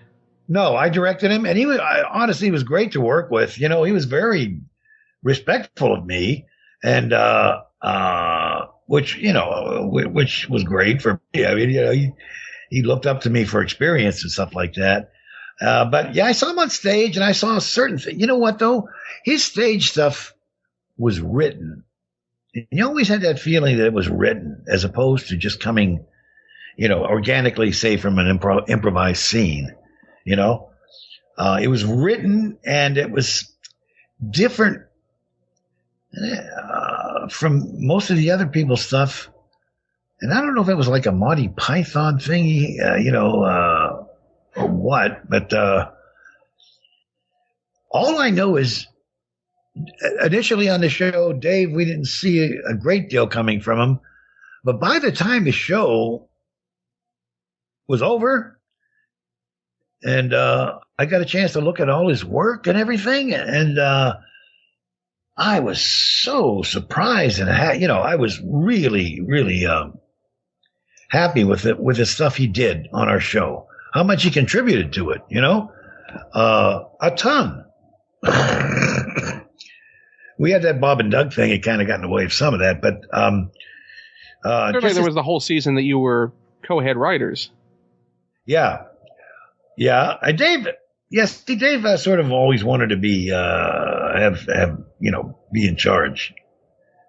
He wanted to run things because that's his personality. After looking at him, he's got that kind of personality. That drive, that self-discipline, that talent that makes him want to be, would make him a good producer. He's got that. And so it was kind of tough for him to bite the bullet on our show, because none of us, we didn't want anybody to have that much power. Even Harold, he didn't want to necessarily even be a producer. And he was the one that said we should all be favored nations. Nobody should make more than anybody else, and so that's the way we went into it, at least. Well, that's the way it always was, actually. But Dave, boy, I'm telling you, the more I look at his stuff and his work, his body of work on the show and what he contributed, was really impressed. Really impressed how smart and funny he is, you know? And Why the two of you need to do something again. oh yeah. He's been fine at these reunions and stuff like that, you know?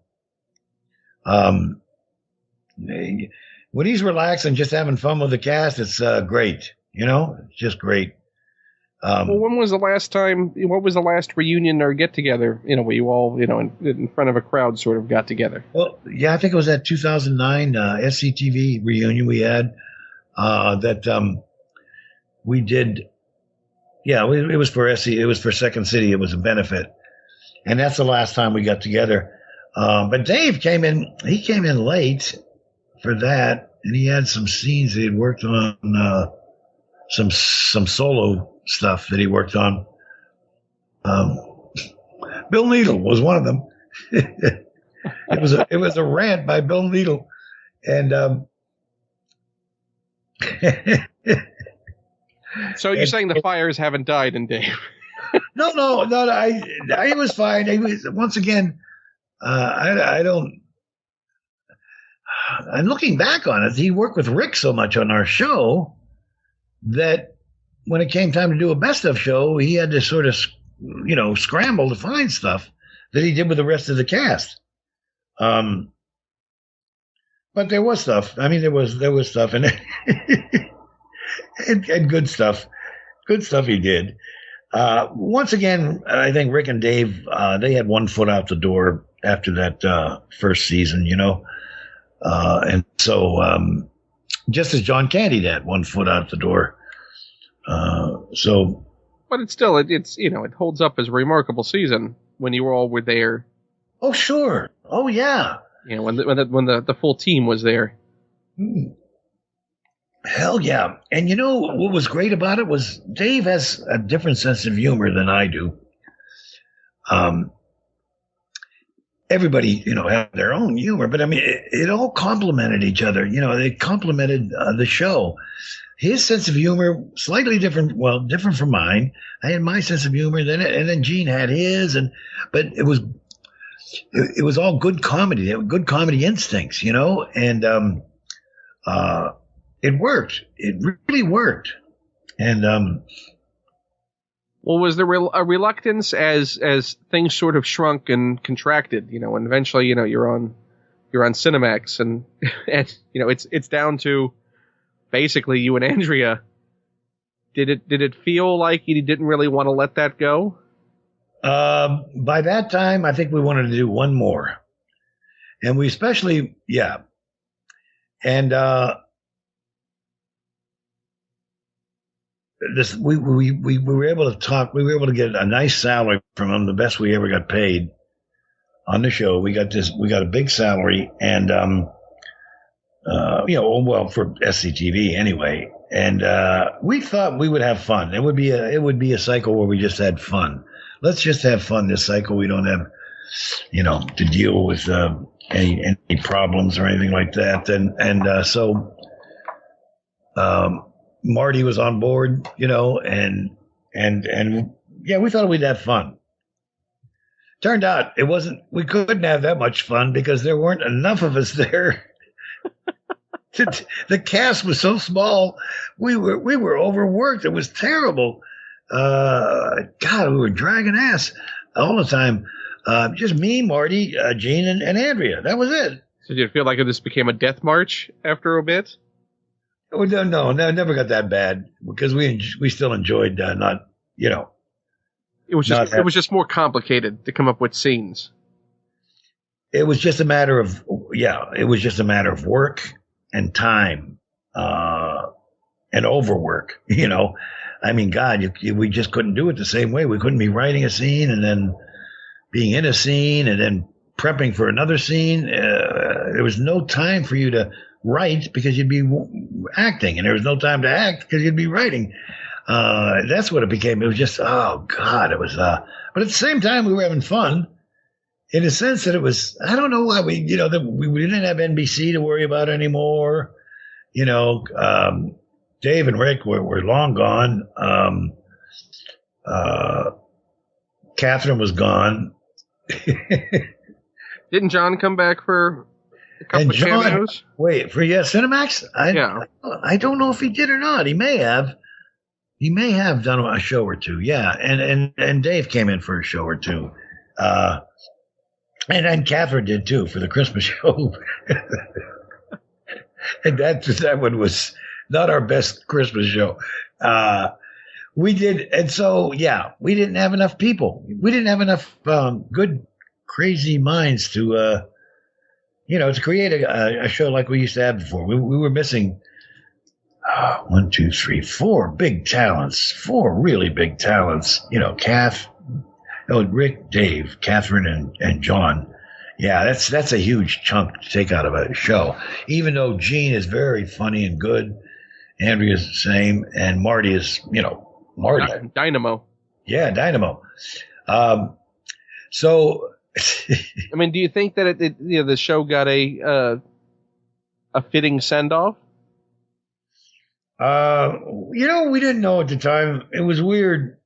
We just wanted to get it out done, and then we knew that was going to be our last show and our last season, and we were overworked, and I don't know. It just sort of petered out, It just kind of petered out that way. I mean, were you all sort of then looking at the door for sort of different pastures at that point? Yeah. And we knew nobody would be nobody was going to sign up for Cinemax to watch our show. We didn't think, it just didn't seem to be the right place to be on, Cinemax. No, HBO would have been a better fit. Oh, sure. Heck, even Showtime. I mean, that was right before the debut of something like It's Gary Shandling's Show. Oh, yeah. But only with the cast intact, our original cast, Yeah. I mean, people were only going to. I don't see a lot of people signing up for the Cinemax SCTV and softcore porn package. Yeah, exactly. Yeah, so by that time we wanted to do one more season. Oh, this was after our big meeting in New York too. We they called us into New York to talk about it. Brandon Tartikoff wanted to talk about the show, and he decided, since nobody wanted to do be on Saturday Night Live again, he gave us an offer to stay on NBC, but at 7:00. That time slot, 7:00 in the evening. He said, which means you're not going to be able to do a lot of the stuff that you're doing now. You have to pitch it more for kids. So essentially, he was giving you an out to say, no, we're leaving. Yeah. Interestingly, though, I thought, well, maybe we could do it.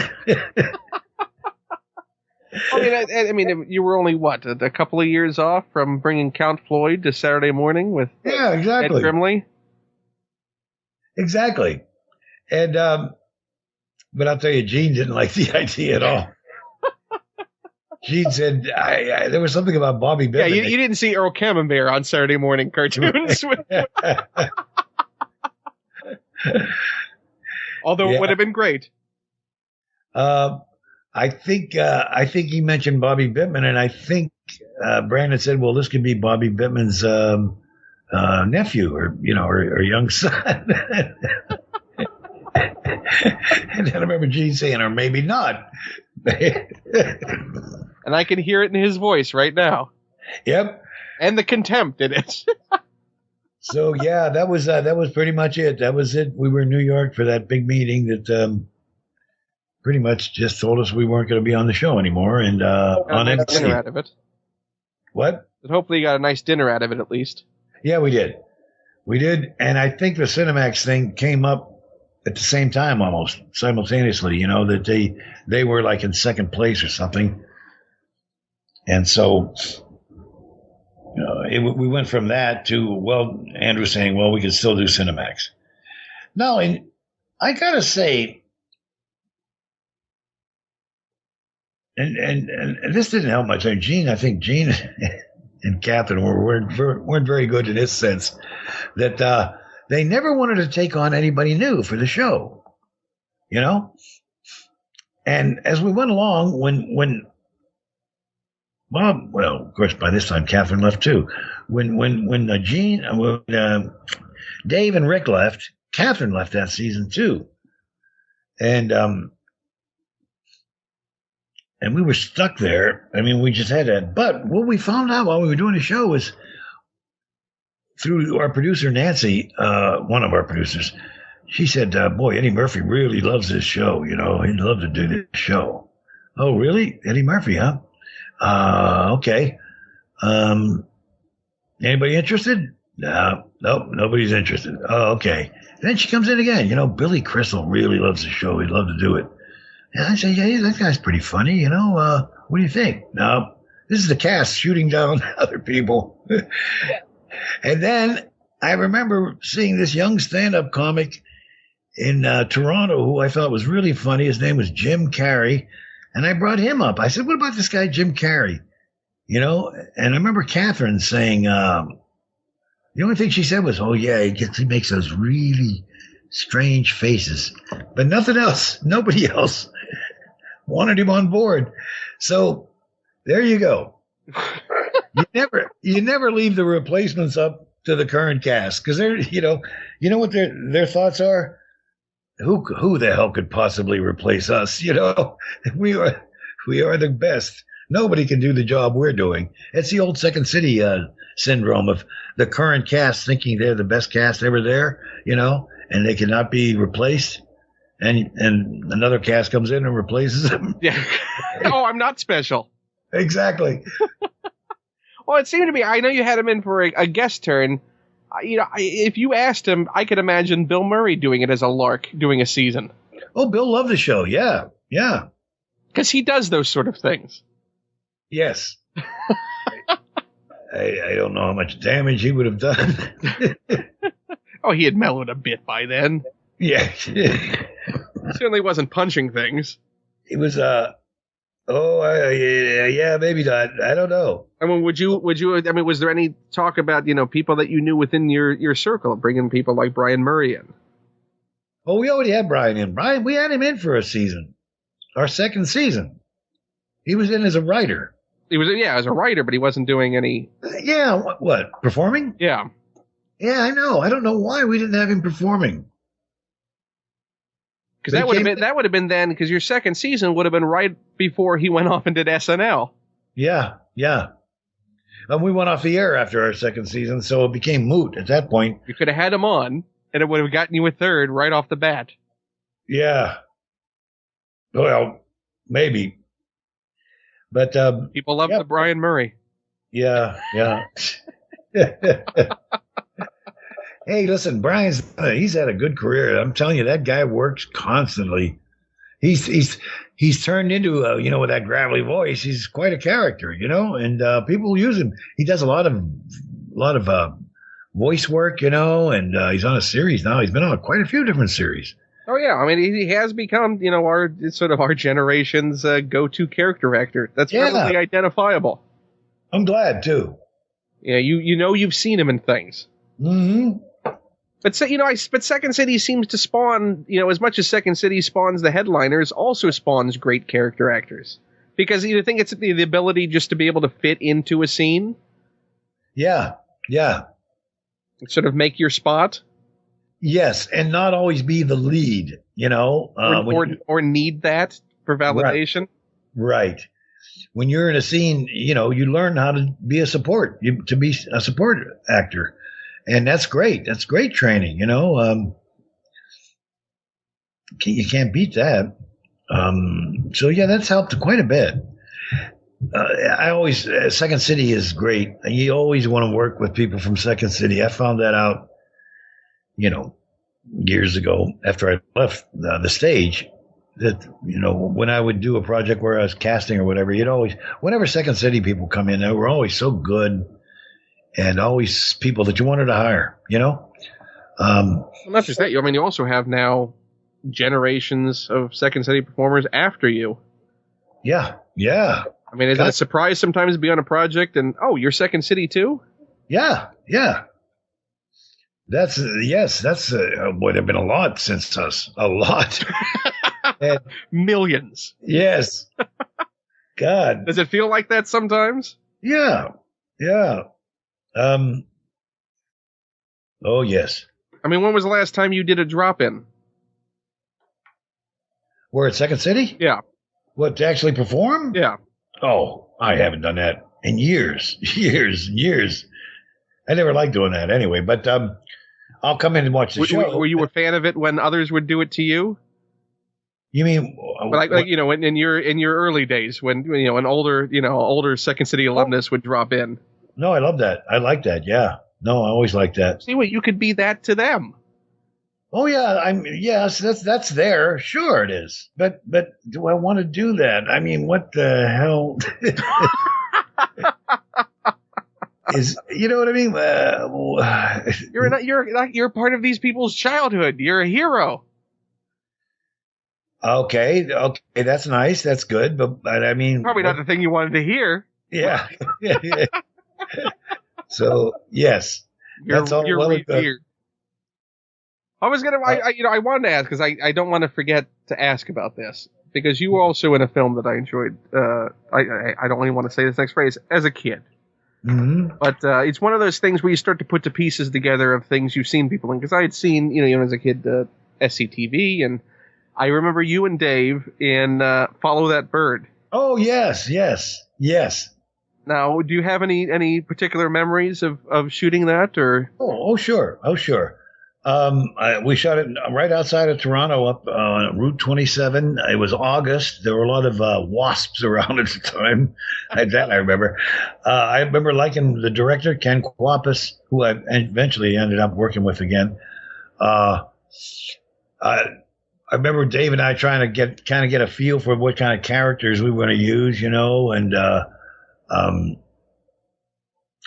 John Candy, he was in it at one point. He was the highway cop. Yes, and I still remember me and Dave laughing our asses off. We were. John said, "Typical John. All right, I'm the highway cop, but I want to look like one of those old highway cops from the 30s. Give me one of those 30s outfits." and so he got that 1930s look, like John Purrs, exactly.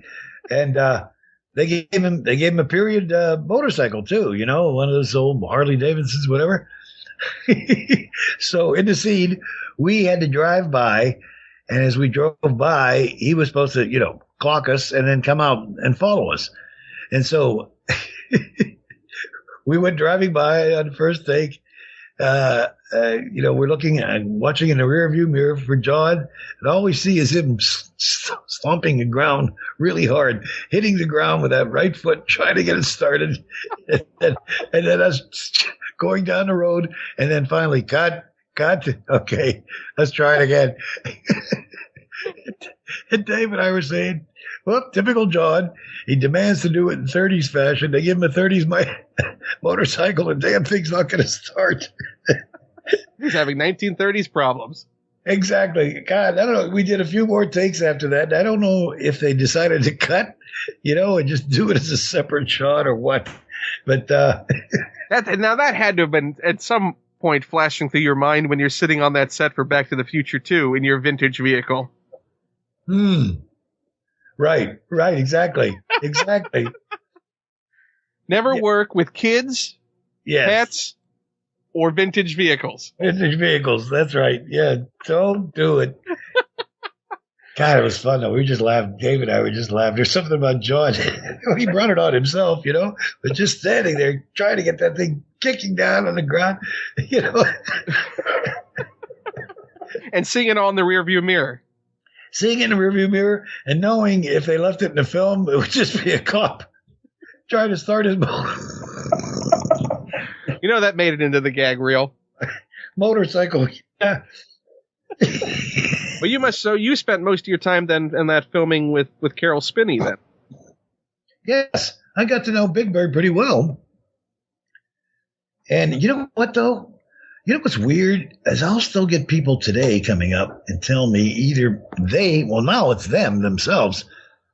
But before, it used to be parents who had kids, and they really hated me for painting the Big Bird blue. I mean, they really did. Got some really bad feedback on that. You traumatized a lot of children. Yeah, apparently. I think even worse than stealing an apple. You from a kid's lunchbox. What's that? Where's that from? That's from the same movie. That's it wasn't because you were speeding that John Candy's character pulled you over. It's because you had stolen the apple out of that kid's lunchbox. Oh, okay. Earlier, right. and in front of the kid's face, and basically, what are you going to do about it? Okay. Because John pulls up with the kid and has him finger the two of you. These are the ones that stole your lunch. All right. I remember far too much of this movie. Yeah.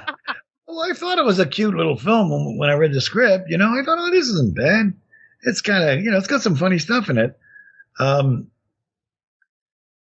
So it didn't do very well at the box office. I know that once again. I had the good fortune of, but I think it's made its money back long ago in video sales. Oh yeah. I mean, it's now part of the pantheon of cult classics you've been a part of. Yeah, more people to hate me for painting Big Bird blue. Jeez. Again, another film you're going to have to add to your personal film festival. What? Is Follow That Bird. You know what? You and Dave should get together and do an audio commentary for Follow That Bird. It's true. Yeah. Yeah. I remember thinking, well, in that scene, afterwards I cried. I actually had to cry, or Oh yeah, when he was going to arrest you. No, I think it's because of the Bluebird. The Big Bird, right? Oh, when he sings the song. Yeah. The I'm So Blue song. Right. And I cry, so I thought maybe that would help it. Like people wouldn't think I was so mean because I cried, but apparently that didn't help. Oh, they still think I'm a bastard. Regret after the fact doesn't cover your initial sin. Yeah. That's the Catholic way. Exactly. It's not until you pay your penance. Right. That's right. Do your penance. Well, then, speaking of cult favorites, has there been any word whatsoever on sort of a DVD release for Maniac Mansion? No, I haven't heard anything on that. Because you've got, cult, you got that. You've got Used Cars as cult. Yeah. Freaks and Geeks. Freaks and Geeks, totally cult. And at that point, what's it like being approached then to say, you're now to the point where we want you to play the father figure? Right. Oh, no. What do you mean? Like, not just authority figures. You're going to play a father. Yeah. Now you'd be an incredible, a grandfather on a show. Right. Someone needs to cast you. That's right. Except I can't get. I got a problem. My hair is still dark. My hair hasn't grayed at all, and that hurts. Actually, strangely enough, I guess I could touch it up gray, but. Yes, the fact that you remain so youthful is a detriment. It doesn't look right. It doesn't look right. Usually if you're playing a grandpa, you have gray hair or, now bald I could do pretty soon. But, and Peter, talking about Second City guys, Peter, Boyle did quite well, didn't he? On, Everybody Loves Raymond. Raymond. Yeah. He, and he got bald back in again. There weren't too many bald characters on TV back then, I recall, but he kind of got bald back in, looking presentable for comedy. Maybe you could bring young-looking grandfathers back into vogue. I don't look that young. It's just my hair is dark. That's weird. The dark hair throws you off. You think, why doesn't this guy look better? His hair isn't good. Clearly, he's dyeing his hair. Yeah. You got that Paul McCartney thing going on. Has he got that too? Yes, that's sort of, you've been touching that up, Paul. You're not that color anymore. Yeah, I've had people say that to me, and I don't know what to say to them, except, no, I don't. If you want to take a sample of it and look at it, you can. Well, we're going to take this sample, and as soon as we get the results back from the lab, you'll get the job. Exactly. Yeah. Until then, no. Well, what? You've moved back to L.A. So what's going on right now? Well, Ken, I'm enjoying my retirement. You consider it a retirement right now? Pretty much, yeah. I'd say it's semi-retirement. Retirement, yeah. More on the retirement. This goes back to that whole ambition thing, and that drive. Right now, I feel I've been around a long time. I've done a lot of work. Geez, I look at IMDb and I'm sometimes surprised at how much stuff I've done. There's a lot of scrolling. Yeah. So I'm, and to be honest with you, oh man, it takes a lot of energy to do it now, but also like a film or a movie, getting up at 7 or 6 in the morning or whatever and trudging in and getting makeup put on your face at 7. It's not that appealing anymore, and stage physically, could be a problem, so I guess I would do it if something, if somebody called you and said, we want you to play this role. Yeah. Or if Andrew called up and said, you know what, we got everybody to agree for a 6-week run on Broadway, I'd do that in a sec. Or we're doing the new SCTV. We want you to reprise Guy Caballero. As a cartoon character. Yes. As a cartoon character. Actually, I would do that. Dave's got an animation company. Yeah, he does, doesn't he? Yeah, see?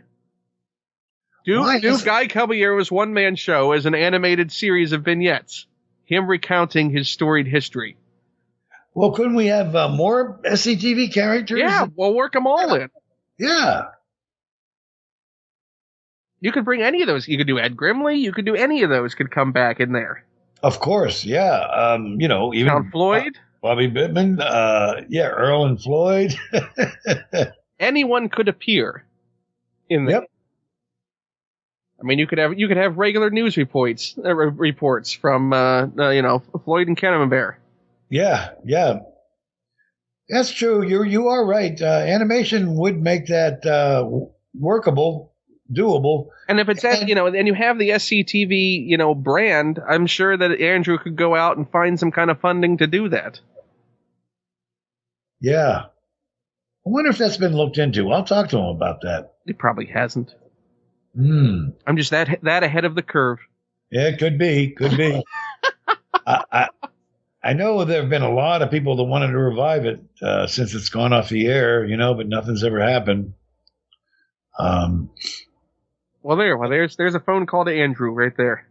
And what you could do with that too is you could introduce, as you said originally, right? You'd have live and mix that in with live characters.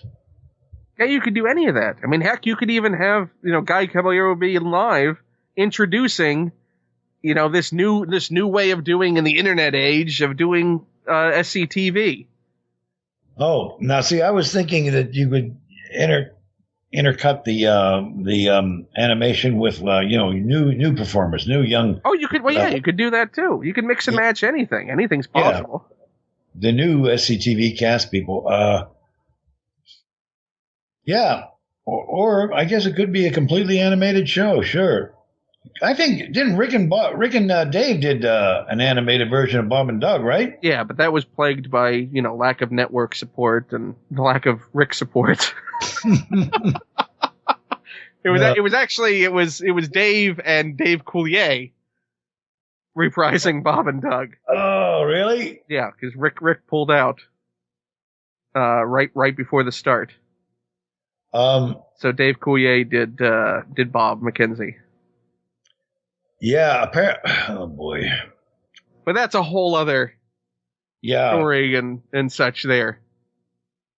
Well, I remember they were doing something, and I can't remember what it was. It was for a movie. And they were doing a Strange Brew sequel. No, I think this, maybe, yeah. And Rick pulled out right before production started. Oh, yeah, that one I know about. Paul told me about that. Paul said Rick was out of there. He was back in New York before Paul knew. He was literally back in New York before Paul officially got the word that it was a no-go. That's how fast Rick got the hell out. Well, it's a short flight. It's a short flight. But boy, I'm telling you, it shows how much Rick was up for doing that. It's a commuter flight. But yeah, I mean, anything's possible. Yeah. Well, maybe you'll have a whip round. See who's at least interested. You know the audience is still there. Here's the thing. I'd like to do it. It's fun. I loved SCTV, and I would do it in a second. I'm always up for doing something. It's the rest of the people you have to talk into it. Trust me, they are not that easy to get. I would never expect that. Yeah. Catherine and Gene in particular, I don't know why. But you never know. People age, people mellow, people reassess their opinions of things. You may hit them in a sweet spot where they think, yeah, that sounds like fun. Yeah, you might. Stranger things have happened. I wonder, I'll say one thing about me.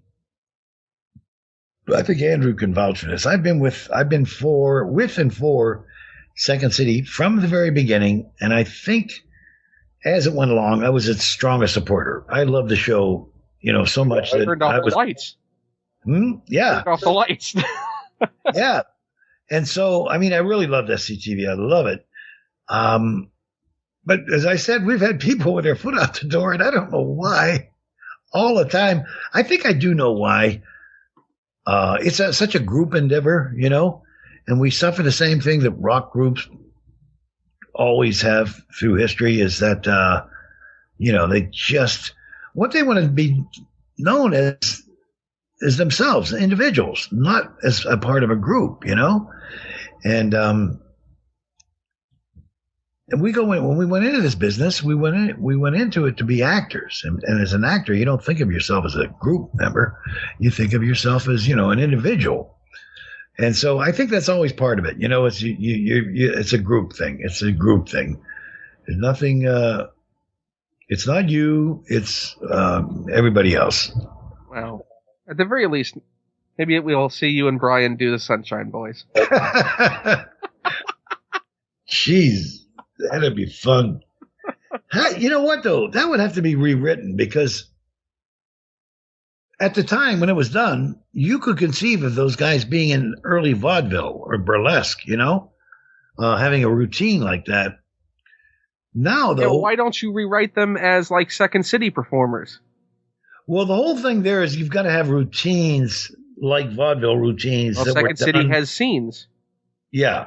You could have specific scenes that you got, two-handers that you guys were known for. This would have to be something like that developed like a Bob and Doug McKenzie sort of spin-off that became the imprint. You guys were known internationally as these characters that were born out of your stage act at Second City. Yeah. Well, actually, Bob and Doug's a good idea, except those guys didn't dislike each other. They didn't start to hate each other like some of these other guys. Well, that's why you're creating something whole cloth that is just... Yeah, exactly. A Bob and Doug type. Well, that's true. There are, you know what? There aren't that many duos anymore, but there were guys like Cheech and Chong and... who would now of that age to be given the Sunshine Boys. Yes. Hey, those guys used to steal material all the time, including, I think, some of our stuff. We had to watch out whenever they come by to see the show. Maybe we should steal that old Cheech and Chong thing. One of us is Mexican, one is Asian. I don't know. No, but you're right. All right. Yeah. It could be done. Yeah. You just, it wouldn't be vaudeville characters anymore, but it would be a comedy duo, a famous comedy duo. Got like a network show off of it or a movie or whatever. It could even be, what was that? Roland Martin. You might even, well, that's even kind of long ago, but right along that line. Perfect. And the two of you treading the boards together. Even someone like Lenny and Squiggy, like. Yeah, I mean, they're iconic in those roles. Yeah. So and don't forget Lenny and Squiggy, that David Lander and Michael McKean, also in 1941. Oh yes. Holy hell! Kitchen sink. Boy, exactly. It's a mad war. Yep. That's exactly it. And oh boy. Well, listen. I've kept you on for far too long. But holy hell, you sure have. But the door is open whenever you might want to do this again, because I could talk to you forever. Mm. And it's, I really do appreciate you taking the time to do this. Oh, yeah, listen, I'm glad I did it. Now, what exactly was going to happen with this? This is a podcast. This goes. It is a podcast. Yeah. So this will go up within a couple of hours tonight. Okay. And it'll go up intact as a conversation, right. and people download and listen to them. Oh shit! I forgot. Yeah. I could have been a little bit more tactful. I think I was. I don't think there's anything you said that has not been said before. Okay. By you and others. Trust me. There's nothing that I heard from you that I went, "Ooh, he shouldn't be saying that." Oh yeah. Well, okay, we'll see. Sometimes if there was, trust me, I would have tactfully steered the conversation away. Right. From those moments. I sure was tooting my own horn a lot in that one, though. Well, you know what? That's legitimate. I'll let you toot away because right. I have nothing but respect and admiration for what you've done. You're one of the speaking of pantheons, people that every time I see him in a film, you brighten it. Oh, geez, thanks, kid. So I appreciate that. So anything, again in the future, you ever want to come back on, just let me know when you're ready. There's plenty more to talk about. Yeah. Time has flown. Okay. All right. Well, I will talk to you soon. You have a good day, sir. You too, Ken. Thanks, Joe. Bye. All right.